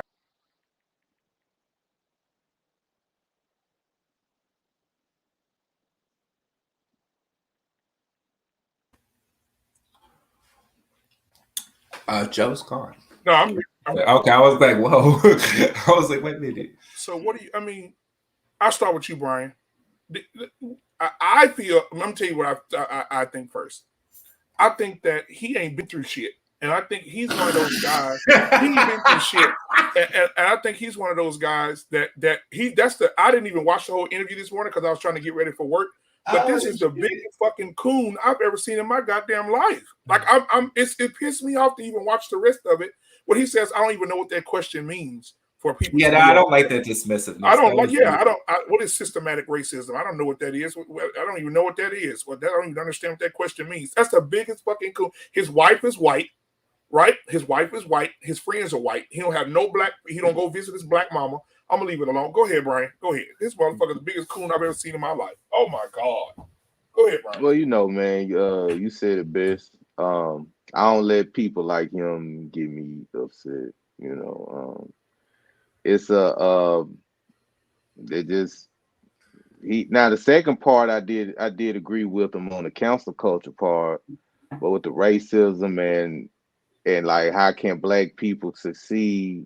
Like he kept saying, like we can't keep pointing out certain parts of racism that happened in the system, but then he turned around and said, well, black people need to do better. But how can we do better? But you say we can't attack the part of the system that's racist, you know. But you know, people like him, man, it is what it is. He ain't in my life, bro. You know what I'm saying? Yeah. Like I just tell all black people, like, we gotta stop being emotional to shit. You know what I'm saying? Like that's how they keep beating us also. We too emotional, man. Like a nigga like that, okay, he ain't That's the doing nigga that. Harriet. That's the nigga Harriet would have shot. Yeah. So, Harriet would have shot his ass. Yeah, for sure. Nah, he would have been looking out the best. Harry would have got caught. I don't even think dude American though. I don't even think he American. I think he an immigrant. So you gotta think a lot of these people we see on that look like us are not from America. So they don't even have a ties to us. They more ties to where they from. He ain't been through shit. He been through shit. So my thing is, how does this transfer over? Because I want to get to the trauma here. How does that transfer over to trauma? Because we'll start at racism first, because I think that's the root of it. I think that when you go centuries and decades and centuries of being oppressed, then you pass that on to your children and your grandchildren. That fear, it goes down several generations in some families. I'm not going to say all. And so, how does slavery play a huge part of why Black people have these traumatic mindsets and parts of traumatic experiences from their grandmothers or great grandmothers that they passed on to them, the trauma, just passing it down like a family lineage. So I'll start with you, Lance. I don't know. It definitely built perseverance, and a strong will. I don't piggybacking off of what old dude said. I first of all, I hate the word racism. There are not that many racists. There are a lot of prejudiced people. There are a lot of people out there who feel like we're incapable of even achieving something else that another race does. There might be some race superiority, but also that's a trauma that's learned too. And I think what he failed to mention is that in 2020, a lot of white people saw and felt that trauma for the first time. They actually saw that their Black friends, their Black boyfriend or girlfriend, you know, they're black, you know, play mama, you know, that because you know every white person got a black play mama because black mamas are just like infamous for bringing people in the family, but like they got to see that, you know, it really is dangerous just walking outside, and they got to see that they were a part of that because they were doing nothing about it. And I think that's the thing that kind of terrified at least the upstanding white people that I know. And then there's a bunch of white people who were also terrified at the fact of that they didn't even realize this was something they would lose their family and friends over. So I think a lot changed for 2020 for everyone globally. But I disagree with him on the rest of that shit. I don't understand how you cannot see systemic racism. Like it's literally the evidence is like right in front of us. And I don't see how they cannot see like the bias in between the two. It's just straight up retarded to me. Everything that he said. I agree that I feel like sometimes we don't have anyone at the steering wheel sometimes, because it feels like there are people who are ready to be angry over something because of the gang up culture that we've created. But I don't necessarily think that should stop people from the cancer culture, only because for the first time ever, we're working our way toward an old school republic where every voice actually matters again, even if it's aimed at the wrong target. So I would like people to like utilize that power, utilize that voice, because that's going to be important for us soon. It's important for us now, but I think it will become more important. And then I don't know. That was really disturbing to listen to though. Like that was some disturbing shit. Like he completely went like way radical with it on a whole different like nobody's responsible and everybody should just pick up their own, like nothing historically affected us to the present day. And even if we can't describe it, we know that we're affected. So I don't even understand, first of all, how he felt like he could speak for all of us. But second of all, like how he could not, supposed to be an intelligent human being, and like not see the emotional aspect of it. That was just wild to me. Yeah, and so I mean, even when it, like I said, just going over to the whole trauma part, I think that we experience trauma. We all know trauma happened in slavery, but my second part of the trauma thing is, what does modern day trauma look like? You know, what is in the Black community? What does that look like when we, as a Black people, have been raised by toxic parents? Then we've become toxic, because Dr. Higgins said this last week, about a week before last, when she said that most parents say, "Oh, I want my kids raised like I was," but how were you raised? Like some people were in toxic situations, and you know, and a lot of things that we've experienced, you know, comes from what we see. Kids go on what they see and some of what they hear, and I think a lot of traumatic experiences come from our parents. I think when you don't heal from something that hurts you, then you have the notion of hurt people. And so then you got mama treating daughter any kind of way, mama sleeping around, mama allowing daughter to see so many people come in, you know, daddy allowing son to see him beat up his mama. You know, daddy's allowing son to see him curse out his mama, disrespect his mother. And so you have all these traumatic things happening. And like earlier, we talked about, I'm gonna let Lance re-ask me that question because I'm ready to answer it. But we go through some traumatic experiences, some knowing and some unknowingly, right? And so, like last week, I'm so thankful for C, because C got on the show last week in the comments, even though she had an accident last week. And she got on the comments and she talked about what happened with her mom, right? And if she wants to share that, she can share that. That's not my place to share that. Again, if she wants to share it, that's fine. If not, I understand. But she shared some situations that caused trauma in her life, right? Brian, I know you probably had some trauma in your life, right? Some things that happened to you. I mean, mother, you probably had some situations that went on in your life, right? All of us. Hold on, let me say this.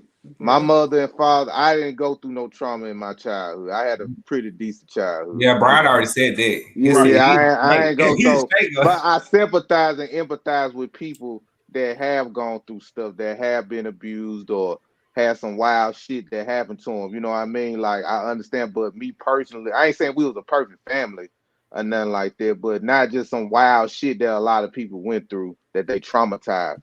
My traumatized come from when I walked out that door into real life. That's my traumatization. The Right. world. Right. Right. And if anybody wanted to, like I said, share their traumas, because like I said, Lance had a question for me earlier, and I don't want to not be open and transparent, because that's what I want to be on this platform, and hopefully everybody else do too. But mother, I'll start with you. Um, your traumatic experiences. What did you go through, and then how did you come out of it on the other side of it? Well, I mean, I think we've talked about it somewhat here before. Just kind of Hmm. the unfortunate toxic structure sometimes that happens between like black mothers and daughters. Hmm. Um, and so I won't go too deep in detail because, like I said, I know we talked about it before, but just kind of some of those how that dynamic evolves, and you know, you see different things growing up, and you think that that's how that the world should be, and that's how you should react to men, and that's how the family structure should be. And you grow up and realize that that's not exactly how things should be. So I think that was probably kind of the biggest part of my healing, realizing that just because this is what you grew up around, or this is because this is what you were taught to believe growing up, does not necessarily mean that it's true. And Facts. kind of Right. healing from some of the things that happened to me as a kid growing up, and not using that as an excuse to continue that cycle, but more using it like as for my to heal myself and to empower myself to break those generational curses, so that I can teach my daughter better, and teach her what's appropriate, and how to how to have a good family life, how to have healthy relationships, and that sort of thing. I think that's probably been like the biggest part of my healing, and probably the most inspiration for my healing is, of course, my kids. I love my sons, of course, but it's something about having a daughter and not wanting her to go through those same generational curses that really like gave me a kick and the ass to really, say, okay, I need to heal myself. I need to change. I need to break these generational curses so I can, move forward. Right. And Sierra, so what did you have something that you want to share as far as traumatic experiences, being in it and then coming out on the other side of it? I'm just going to agree with Mova. I have had multiple traumatic experiences, Hmm. starting as a young girl up until, like my teenage years. Um, I won't be afraid to share. For at 10, being molested. Um, then, from second grade to what, high school, watching my mom get beat. So, and me wanting to help her, which I still try to help her to this day. Which she's not in that situation now to this day, but it's like growing up as a kid and helping your mom, trying to, I guess, fight this guy or her husband or whatever, to the point where you feel like you still, as an adult, even though she's not even in that situation anymore, have to protect your mom. And I Right. still feel myself doing that now, and I'm 30 and she's 50, whatever, and she's like, uh I'm the mama type thing. But it felt like for so long, which I was never the mom, but it felt like I had to protect her. I had to protect her. That was my duty, to protect her. And any man that came along was never good for my mom after she got out of this situation. Still to this day, I feel like there's no man that's good enough in my eyes for my mom. So, I mean, going through that, I did not want my children to see me go through that. So I knew that's how I know, like at that moment when, like I said in a previous session, their dad was more of, kind of belittling me and saying, oh, well, you not going to be anything. Or, when I said, oh, I see people with college degrees working at McDonald's. And, he hit me time, one time. And I think that's all it took. And I felt like I just flashback and I felt like I just beat him until I couldn't, till I couldn't beat him anymore. Like down on the ground, just whatever I had in my hand, I guess unleashed all of that. And that was my time to, like, you know what, it's time for me to leave. Like I wasn't even married to this dude, and you think even if I was, and you think you're gonna put your hands on me, type of thing. And it wasn't more of, it was just more of him feeling bad about himself. And I guess I really don't know. But I was not going to let my children go through that, and I was not going to let them see me go through that. Let's piggyback on, molestation at 10. Like my first child was a girl. And that's not saying that I don't watch my boy closely either, but my first child was a girl. You couldn't hold her.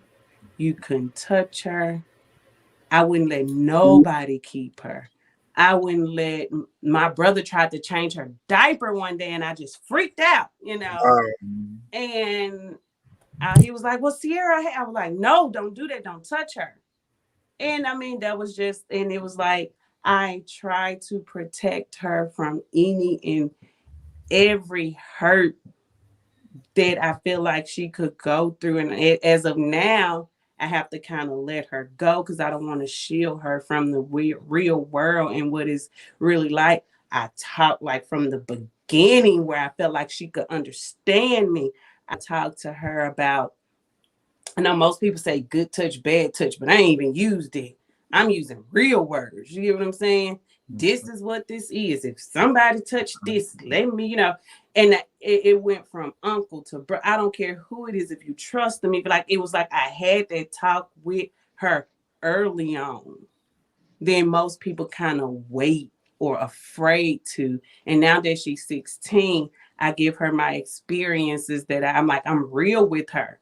I give her my experience, as it was when I was a teenager, and how, men about to start looking at you differently and that type of thing. So I just feel like all those experiences that I had experienced, that's kind of what, the way I am now.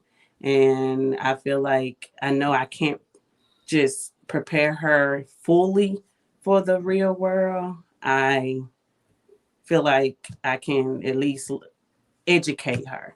And not just her. My son is 8, and yeah, I kind of do him the same way. It must be a sad day when you have to break your kids' innocence. Yeah.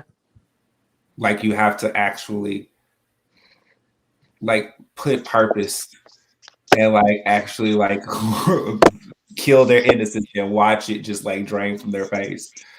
Like you'd have to tell them like somebody could try to take you one day. Just wanted to let you know. I couldn't even imagine. Because as a kid, I don't know, I was such an optimistic kid, and like some of the same experiences you went through, but I was just like, well, you know what? This is gonna make me better. Like, like in my head, I was just like, I still have my joy. Like, I still work. Like, there are kids that have cancer. I don't have cancer, and like, but I think and that's one reason why I never really liked racial divides. Like I was a kid I was a chameleon. I was sitting at like everybody's table. Everybody knew me. I can't remember anybody because I never formed any high functioning, like super close relationships because it's not like I could bring them home or have like play pals over or even have a girlfriend because like I didn't know what madness was going to go down in my house that night. And I know I'm sure wasn't finna go nowhere, but I don't know. I feel like when you segregate things like that, it kind of, what's the word I'm looking for? It just kind of makes a divide. Like one person goes through this and another person doesn't. I mean, I know a whole bunch of people that have had trauma, and I didn't even realize my trauma was trauma until like 2 years ago. And I started seeing a therapist, and somebody just called it trauma. I just always said I lived in a chaotic environment because there was never any one point in time that I didn't feel loved. And that was the important thing. It didn't matter what was going on around me. Everyone that was around me, no matter how crazy or high or drunk or violent or sexually influenced they became, I knew one thing above all. None of them never didn't love me. I always felt loved. And honestly, that was the thing that kept me going. Sometimes that was the only thing that I held on to. Sometimes that was the only thing I had to give. But that trauma didn't really, it affected me, and it made me the person that I am, and I'm happy with the person that I am.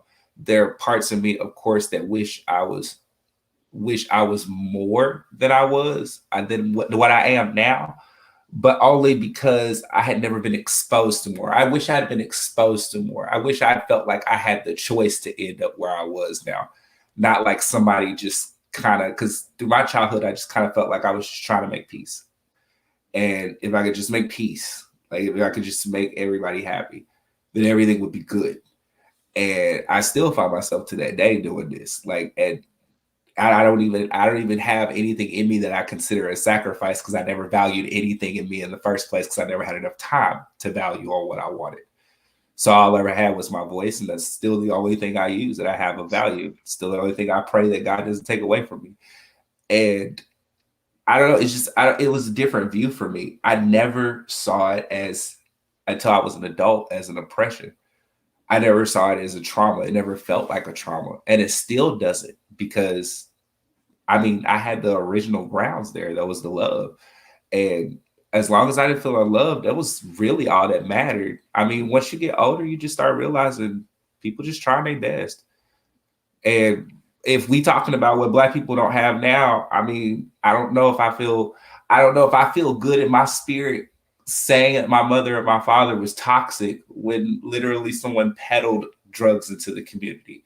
You know, my mom stayed in the situation she was in because my grandma stayed in the situation that she was in, because my great grandmother stayed in the situation that she was in. That was a learned, I mean, but it was necessary. You know, it was necessary. So you said it's necessary toxicity? I'm saying it's not toxicity at all. It's only toxic if you let it be toxic. In order for something to toxify another substance, the toxic substance has to be a stronger element than the element it gets put into. So if you feel like you're a subject of being raised in a toxic environment, it's because you've been toxic. You have toxic in you. But I mean, if you feel like you're stronger than your environment, if you're the type of person to change your environment, or possibly MLK status, you know, Malcolm X status, you know, Farron status, you change everything that's outside of you. So I mean, I've seen people in my life, and I've been that person in my life where I've changed my environment dramatically. I got an award before I started working with y'all. I was working for a company called Janet King Cleaners. And I got an Impetus Award, which is basically an award for being like the most motivating and like changing. And then when I got the Uzi, I got the MVP Award. That was for being motivational. And you know for a fact, Joe, that place was not a good environment to be in. No. We made that environment great. Right. We made it exactly what we wanted to be, no matter what, because we changed ourselves. And I guess that's the point I'm trying to make. Like, it's only toxic if you're affected.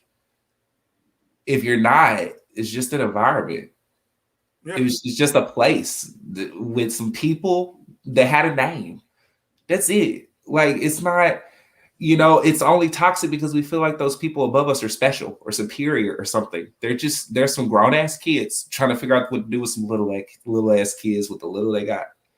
And I can't substitute. That's ignorance to me. That's not toxicity. It's just ignorance. It's just a lack of knowledge. Same opportunities I didn't have, they didn't have. You know, Right. they didn't see the same shit I didn't see. I had to, when I took my first plane ride, I was like, why was I ever afraid of the plane? And then just like that, I remember my mom would say, planes are for birds. Planes are for birds. You know, some country shit. That's some country people shit. Like, we ain't got no plane.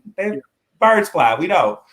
But didn't even know we had trains that people took, you know, just commercially. I didn't know that existed until I was like 26. You know, until I went to Dallas. So it's experience too. So I wouldn't say it's toxic. I think our parents raised some good, strong, opinionated, poised, loud ass kids that grew up to be some really like eloquent, poised, loud ass people and making a difference. And I can't be mad at that. But we're still dealing with it though, because And we're going to. It's a lot of trauma, man, where like it's hard, like Sierra was saying, it's hard to sit there and as a young lady, as a girl, as a 6, 7-year-old girl, and watch a big man beat up on your mama, and there's nothing you can do about it. Just imagine if it was a little boy. Imagine if it was me, 6 or 7 years old. My daddy went track, and my mom beat the shit out of him. But but I'm saying 6 or 7 years old, like sitting there watching a guy pummel your mom, and there's nothing you can do about it, and your protective mode goes in. You like, I want to help my mama, and there's nothing you can do. You just gotta sit there and let that happen. That shit, that's some toxic shit. And you know what I figured out from that? I was actually trying to fight Joe, ain't just sit there. Oh. But my family will tell you I'm one of the only people that, like, to this day, my dad don't talk to me, and it's not because he doesn't want to. I'm kind of on the coolest kind of favorite, because I used to play alto sax, and he loves some sax jazz and shit. It was I found a way to break through to him. Like, you know, I would look him dead in his eyes in the middle of his shit and just be like, is this the kind of father that you want me to be? You know, like, and just in the middle of whatever he was doing, he'd break down and cry. I found out how to manipulate people. Like, I found out how to be a better person. I found out how to look for worse people. I mean, and that's created some of the happiest moments in my life. It's allowed me to find truth in people and knowledge, and to pass on, you know, experiences. I have people who be sitting up there and be crying and shit, and I'll tell them a little bit about my life, and I'll be like, look, if I walk around here happy, you can too. And they'd be like, damn, you right. Like, for real, I can do this. And sometimes that's what we're made to be. If we believe in a higher purpose, sometimes we're made to go through so that others don't have to. And I think that's, as a Black people, I think that's what we've been building up to. And now we're finally at this moment where Black kids are starting to not even see color. And now I feel indifferent, because it's like, okay, so do we get them to still focus on like Black problems, or are we focused on integration? Like, what do we do now? I think that's kind of the divide I feel like we are at as a Black people. Like, do we want them to embrace this culture that we just made, really, compared to everybody else? Do we get them to embrace this culture that we just made, or do we get them to embrace the culture that we've been trying to be a part of for, you know, a couple hundred years? So let me ask this question. This will be to you, Brian. Mhm. So at the end of that video, you've seen them starting to one of the other things that they said that deals with a lot of trauma is seeing the oppressor in your face every day. So let me say it like this. If me and Brian, if Brian is my boss, or Brian's over me in some type of way, and Brian's whooping my ass every day, and he's talking to me crazy every day, and he did this to me over and over and over again, and then Lance is the descendant of me, right? And Lance grows up, and he walks through a park one day and sees a big ass statue of Brian sitting there, knowing that Brian raped and pillaged and beat and killed his people. That can also be considered traumatic, wouldn't you say? Yeah, I could see it. For me, man, I'm gonna be straight up, man. It's that victim mentality also that you hear a lot of people say. But how I look at it is like this, man. A lot of people, everybody wasn't getting beat like that. You know what I mean? Like we were some fighters, man. Like all this we see that the white media portray to us like we were some punk ass bitches. We wasn't. And I hate the narrative of like we were just getting beat, we were just allowing white folks to whoop on us, and that's just not true. It's just not true. It's just not true at all. So it's just kind of hard for me to look at it that way. You know what I mean? Like, yeah, you can trauma, but nigga, you fight back. You die for what you believe in. You Right. know, it's a lot of and it's a lot of cowards out here. You know, so yes, it was cowards during slavery, it was cowards during the Jim Crow era. It's cowards right now. It's people that's scared right now. They're scared to fight back, you know, but you can look around now, man, you know, people are fighting back. But then there are some people that won't fight back, you Right. know, but we're fighting back, man. So, you know, I don't, you know, I never respected certain stuff that I saw back in the day when seeing black people getting spit on just because they want to sit by white folk. You know, my grandparents didn't like this shit. They weren't with that Martin Luther King shit. There was a lot of black people back then that wasn't with that goofy shit. They weren't with all that stuff. They was fine being to themselves. So for me, bro, it is what it is, man. You know? When it comes to Martin Luther King, you think Martin Luther King was soft, or you think that he was bad for the black culture?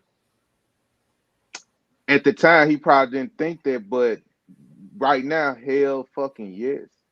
Cause just think about it like this, Dwayne. I'm just gonna use the sit-ins for example. Just think about it. Imagine I come into your house and tell you, your wife need to cook me food. I'm gonna sit right here until you feed me. Until she feed me. That's what we did. We wanted to eat with white people so bad that we would go up in there and sit in their establishment and get spit on. How's that respect? I can't respect that. That's sucker shit. It was a lot of black people, in my opinion, it's just my opinion. But it just didn't make sense to me, even as a kid, to see somebody get spit on just because they won't allow you to eat there. We had restaurants in our own community that we ate at. They were just that we just want to be around that whiteness so bad.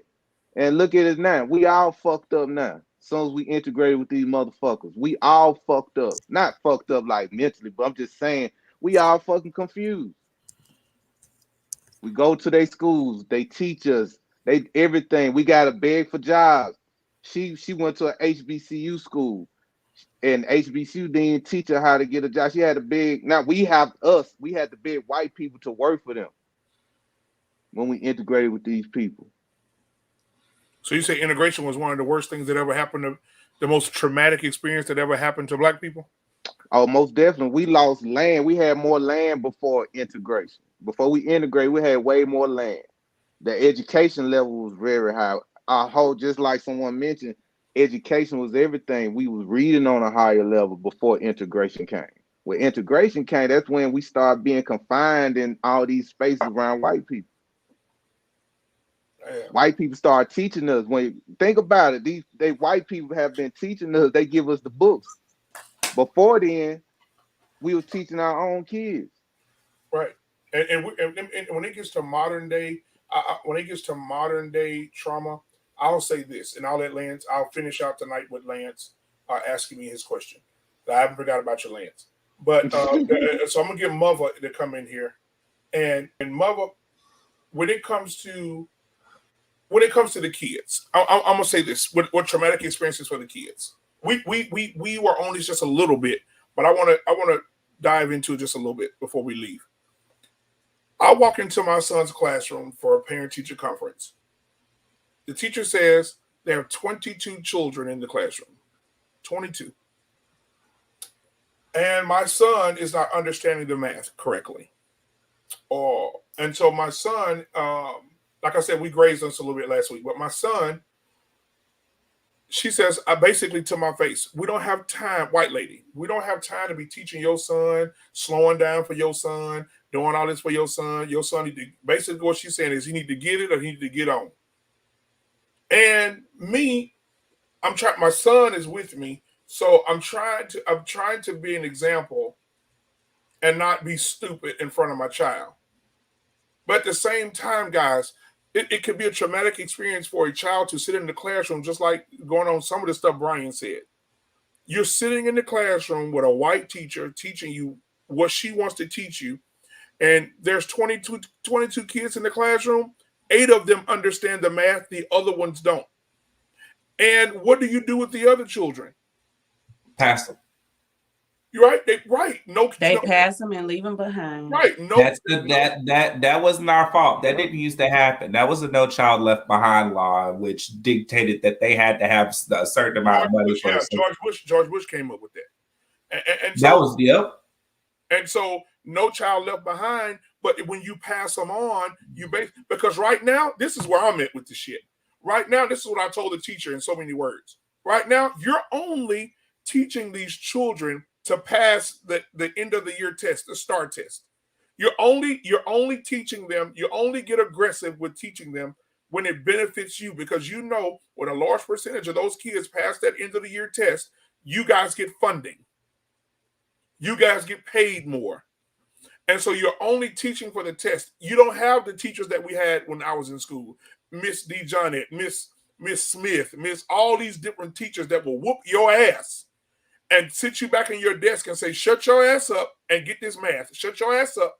You'll get this spelling. It ain't going to be no crying. It ain't going to be no moping. Get your ass over here right now. You had teachers like Miss Barbara Harris that would take her shoe off and hit you in the fucking mouth with it when you got out of line. So you had these mamas. You had a school full of mamas. Shout out Miss Whitaker, kindergarten teacher. We'll bust in the mouth real quick. Miss Whitaker, I never forgot her name. I don't remember my first grade teacher or my second, but I remember my kindergarten teacher. And it's so many things that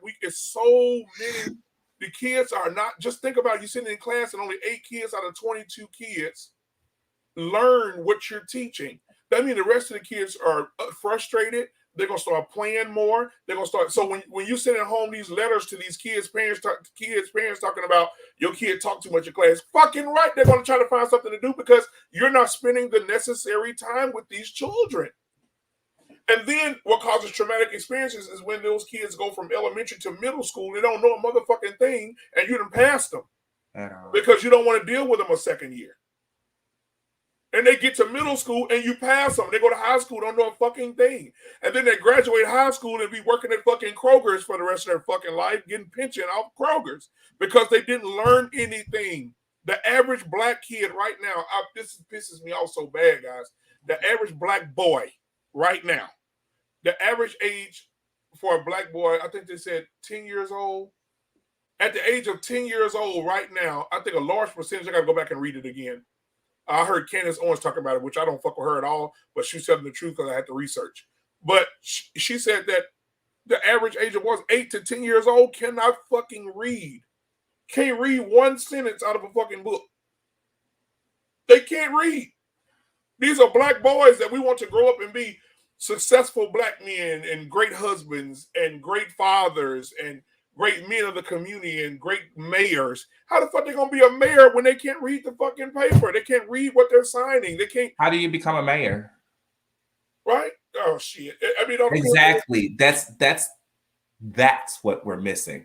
Nobody knows how to do anything.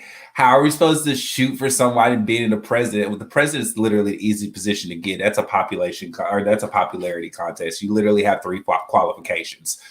But I mean, like, how is anybody supposed to make it to some high level without any kind of like due course?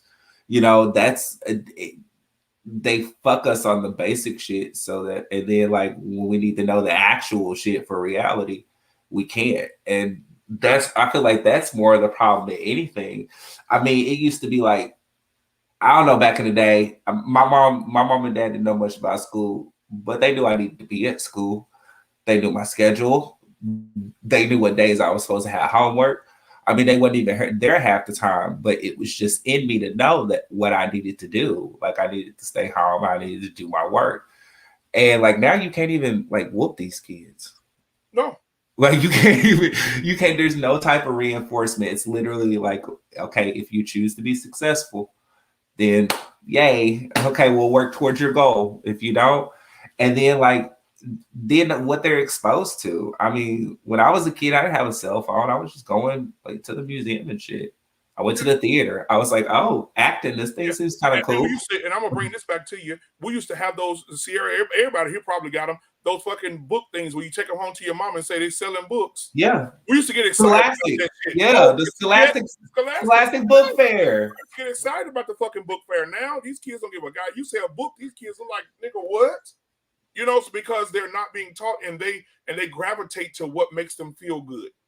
So you don't got to teach me this, man. Fuck you. But I'm finna go listen to Lil Baby. I'm finna go listen to the baby. I'm finna go listen to all this stuff and do everything that I'm supposed to do because I'm gonna use these distractions to make me feel better because you're not giving me the time. So anyway, but that trauma for me, that distraction was good because the trauma that I had that I was going through at home, my school was an escape. It probably was crazy for y'all. But here in Arkansas, everybody's kind of poor. So racism's kind of like, you know, like it doesn't like super happen. Like you actually have to be looking like a real ass fucking hood to get just like stop. And it's not even in like Bang Little Rock, you know, that's like out in the country somewhere. So like it was kind of a different experience for me because like I won a National Education Association award for reading twice from the Scholastic Book Fair events. And I mean, that was my escape. So, I mean, trauma can push you through so much. So to say that trauma or even toxicity is like a necessary bad thing, I'm not gonna say that like I would wish it on anybody, but I mean, there's definitely an opportunity to become like a better type of person from it. Because I see the kind of person like if I was privileged, like some of these other kids, I could completely see the type of selfish, self-absorbed, just like completely like radical person that I would be now. And I mean, I don't like that, but I probably wouldn't care if I was born like 5 more years later, right. You know? Right. And so I'll give Mother, you still there, baby? Mother? Yep. Yep. Okay, you can go ahead. Yeah, go ahead and give us your final thoughts. Then we get Sierra's. And then Brian's, and then we'll well, you know what? Do y'all want to give y'all final thoughts, or do y'all want Lance to ask me that question? Because we're gonna shut it down. Either we can do either or. Which y'all want to do? Y'all want Lance to ask me that question about he feels like my life was traumatic because a 48-year-old woman. I didn't say that. You're not a good listener. So I do want to hear that. I do want to hear that too, though. Okay, so go ahead. Okay, Lance. So ask your questions in specific. I said since we were talking about Black trauma, I would like to know you don't see yourself at like 12 having sex with like a 40-something-year-old woman as a traumatic experience. I do not. So I'm saying, how do you feel like that's impacted your life because for your projection of how women should be and your projection of the family stance, how do you feel like that's impacted you? So I don't think it impacted me. It impacted me. I don't think it impacted me negatively. I think it impacted me in a way that I felt superior. I felt like if I go in this bedroom, it's going down. You know what I'm saying? So because I knew then, it's like if I go in here, it's over because I've already been taught.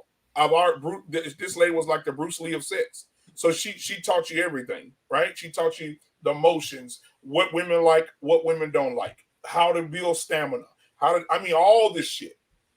And so I didn't look at it as trauma because I ain't never had no hurt feelings behind it. I ain't never felt nasty. I ain't never, it's just like not one of those things that I experienced. I felt like it was a traumatic experience. Now, a lot of people, because I just opened up about this about 2 years ago, but a lot of people say, I don't care what you say, you can laugh it off, whatever, that's traumatic and that should be hurting you. It really does not. It does not affect me. I don't have any feelings about it. Nothing. Zero. Trauma doesn't have to hurt you. It could just change you. I enjoyed it very much so, but it didn't hurt me. But the only aspects you're talking about are physical, though. I mean, like from the emotional like aspects, because everything you said. And you did only talk about yourself as well. When sex is kind of a two-person. Yeah. Well, no. What I said was because I couldn't wait to say, you know what? When I get 15, 16, 17, in my head, I was like, oh, there's not a girl my age that will be able to do anything with me because this lady done taught me shit that grown men know that I shouldn't know at this age. So that's the only reason I said the individual part of it. But however, the emotional part of it, it was like it was nothing. It even got to the point where she'd be like, "I love you." I'm like, "I love you too." I mean, that was the end of it. We used to cuddle up everything, bro. It was like a little relationship. She was like, "I'm going to teach you how to be the best lover, the best when it comes to intimacy and romance and all this other stuff." Shit, I knew about candles being lit all over the house because she did it for me when I was like 13, 14 years old. So So let me I mean, ask is let me that ask you this, Dwayne. If that was your 12, 13-year-old daughter and she was having a relationship like that with a 48-year-old man, how would you feel about it? I mean, I would kill that motherfucker. But the difference between man, that motherfucker be dead. He dead meat. But the difference is that I would hopefully have a relationship with my daughter where she would come and tell me, "Hey, this dude trying to dick me down," and I shoot that bitch in the head. I'm going to jail forever. However, when it came to me, I used to go over there and rake leaves and be like, "Hey," she was like, yeah, can your son go rake?" Yes, I'm going over there and rake leaves. Why are you over there? I'm going to rake leaves. I'm going mow the yard. I'm going. She let me drive her fucking car. I was 15 years old. Drive. It's brand new. Like this Buick. And so I enjoyed it very much. And so I didn't. I mean, it wasn't nothing for me. And I mean, it didn't. And now I can see young ladies. I'm not saying that young ladies don't go through any traumatic experiences like Sierra was talking about earlier when it's unwanted and a man is forcing himself on you, or you're messing with a little girl. I think it's. I don't want to say that. Yeah, you almost said it, because if she's 14, you're messing with her head. But if he's 14, then you're giving them the experience of a lifetime. When in actuality, in each circumstance, this 40-something-year-old person could have been teaching them something more than what they taught them. Right. And that's why I asked, like, I don't want to psychoanalyze you or anything like that. I just, like, when I see you, I see this person who still has that superiority complex. I see this, like, not on everything, not so egomaniacal that you're just like over the top about everything, but on certain issues, I just feel like someone's fed you like this kind of, I don't know how to phrase it, like giving you the book of life and you have it, and you're the only one that could tell it. And I don't know, when we have discussions, I feel like you were a completely different person when it came to sex. Like, I don't think you refer to sex as this is like just like whatever thing. Like, it was just great. But in actuality, like, what happened after she stopped fucking you? Like, what happened when your mom found out? She died. She died just in the middle of y'all? No. Right there in the middle, but I'm just saying, during that time. I'm saying over time. Okay, so as I got older, it was, and I don't want to say it like this, but shit, this is how it's coming out. So as I got older, it was like a graduation thing. Like, it got to the point that she couldn't do anything anymore. Like, it got to the point where she was like, "Shit, boy, wait, you've gotten older, you've gotten stronger, you've gotten more advanced," and she was like, "My body ain't finna go through that no more." As she got older. And so it was like a graduation thing. She was like, "Boy, go out there in that world and show them girls something." I'm like, "Okay, I'm gonna show them." But it was more like that. It was when it was over. But I mean, I never told my mama, because Sierra know my mama. I never tell my mama, because my mama would have chopped up into 1,000 pieces, and because my mama ignorant. But I never told anybody for years. Shit, I mean, I just said, like I said, 3 years ago, 2 years ago, I just said something about this shit, and my sister had a smell of it because she knows it as the fuck. But she had a notion of like, "Boy, you messing with that woman?" I'm like, "No, girl, you stupid." She said, "What woman need her yard mowed every day?" She said, "You ain't getting that shit past me, motherfucker." And so she used to tell me that, and she said, "I'm gonna tell mama." I said, "You ain't gonna tell mama shit, because ain't nothing happening. You crazy as hell." And so I never said anything, but it was enjoyable for me. And so you don't think that kind of fantasized like sexual like relations for you? No. You don't think it fantasized women at all for you, or created this like idealism, the standard? Now, what changed me? I think having that experience, that sexual experience, didn't change me per se as a person, because I was still a humble, sweet, endearing person. Sierra can be my witness to that. I was a very Sierra, huh? Like Sierra, when I was younger, she knows I was a sweetheart. I wasn't walking around like, oh, I'm gonna date all the girls and I want to be with all the girls. Like I was never that person. And at that time, that lady was fucking me. I didn't never say, oh, I want all the girls in here. Line up, bitches. I didn't do it. It was basically being sweet, being caring, talking to the girls with respect. I never had anything horrible to say. Now, when I changed, when Godzilla came out, is when I got broke down, and we'll talk about that next week. But when I got broke down in an actual relationship, that's when Godzilla showed up. But if you would have actually been dating and had a few experiences and had other people's opinions weigh in, you would have been a little bit more seasoned for that interaction with Godzilla, right? Maybe so, but I was Gerald Levert. And then when she did what she did, I became Suge Knight. I mean, it really changed my perception of how I saw things. But we'll talk about that next week. We'll continue the trauma next week. About talking about trauma, because trauma is a big thing in our community. It hits us sexually, mentally, spiritually, physically. I mean, it hits us crazy. And so I definitely want to talk about that next week, and I don't want to hold you guys up any longer. I wanted to stop at 10, but Lance, I had to. Lance, boy, out of there. Out of there. I love you guys, man. Hey, mother, I hope next week you have your lips perky and your eyes glazing over, so you can get on camera so we can see that beautiful face. Brian, I know you got a blunt over there the size of Jesus' ankles over there. Let that man alone. And I know that blunt is huge. I seen one the size of a damn Volkswagen Beetle. And then Sierra, I'm glad you're feeling better, baby. I'm glad that you're feeling better after the wreck. I'm still hurt, Joe. I'm not feeling better. You're not feeling better. Well, baby, you be hurt. I want you to be hurt until that check comes. Hey, not both sides. Right. Drinks on C. Yeah, drinks on C.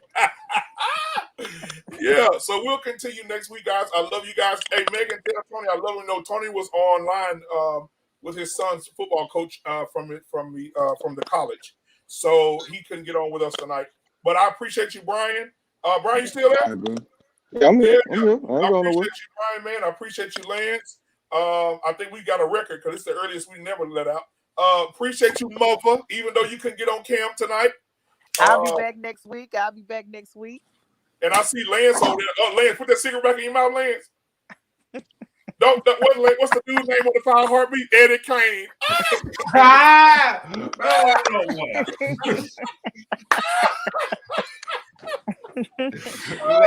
Look, I'm starting to get old. I'm starting to hit the instinct like, oh, look, I caught myself in my corner when I was talking on the phone. I was just like, man, I'm trying to do this shit up. Goddamn smoke in my eye. I was like, oh, goddamn, my Uncle Johnny. Jesus Christ. When you hit that, I feel like go. Well, I'm going to fall up out this fucking chair. I want to hear that. I'm not going to do it. King Simone is out tonight. Oh, my God. But listen, every one of y'all, man, I'll see y'all next week. Hey, if you're watching this video tonight or you're going to watch it in the future, please subscribe to our channel. We're going to bring you some more content. We're going to have Mother back next week. She's going to be looking good on the camera. We're going to have Sierra back next week on blowing kisses at the camera. And then we're going to have Lance crazy ass. We're going to have Brian, with a big ass blunt. And then we're going to have me sitting over in the corner, man, chilling. And so I appreciate y'all, man. And we'll see y'all next Tuesday at 8:30 p.m. Central Time. All right, Bob. Y'all be safe. All right, Peace. Bye, see. All right, man, this has been Black Men Unfiltered. Guys, we love the fact that you guys will come on and chill with us. We love the fact that you guys want to be on with us. And guys, so we want to bring you great content. And so I'm a Black man trying to do this whole media thing and trying to do this whole thing.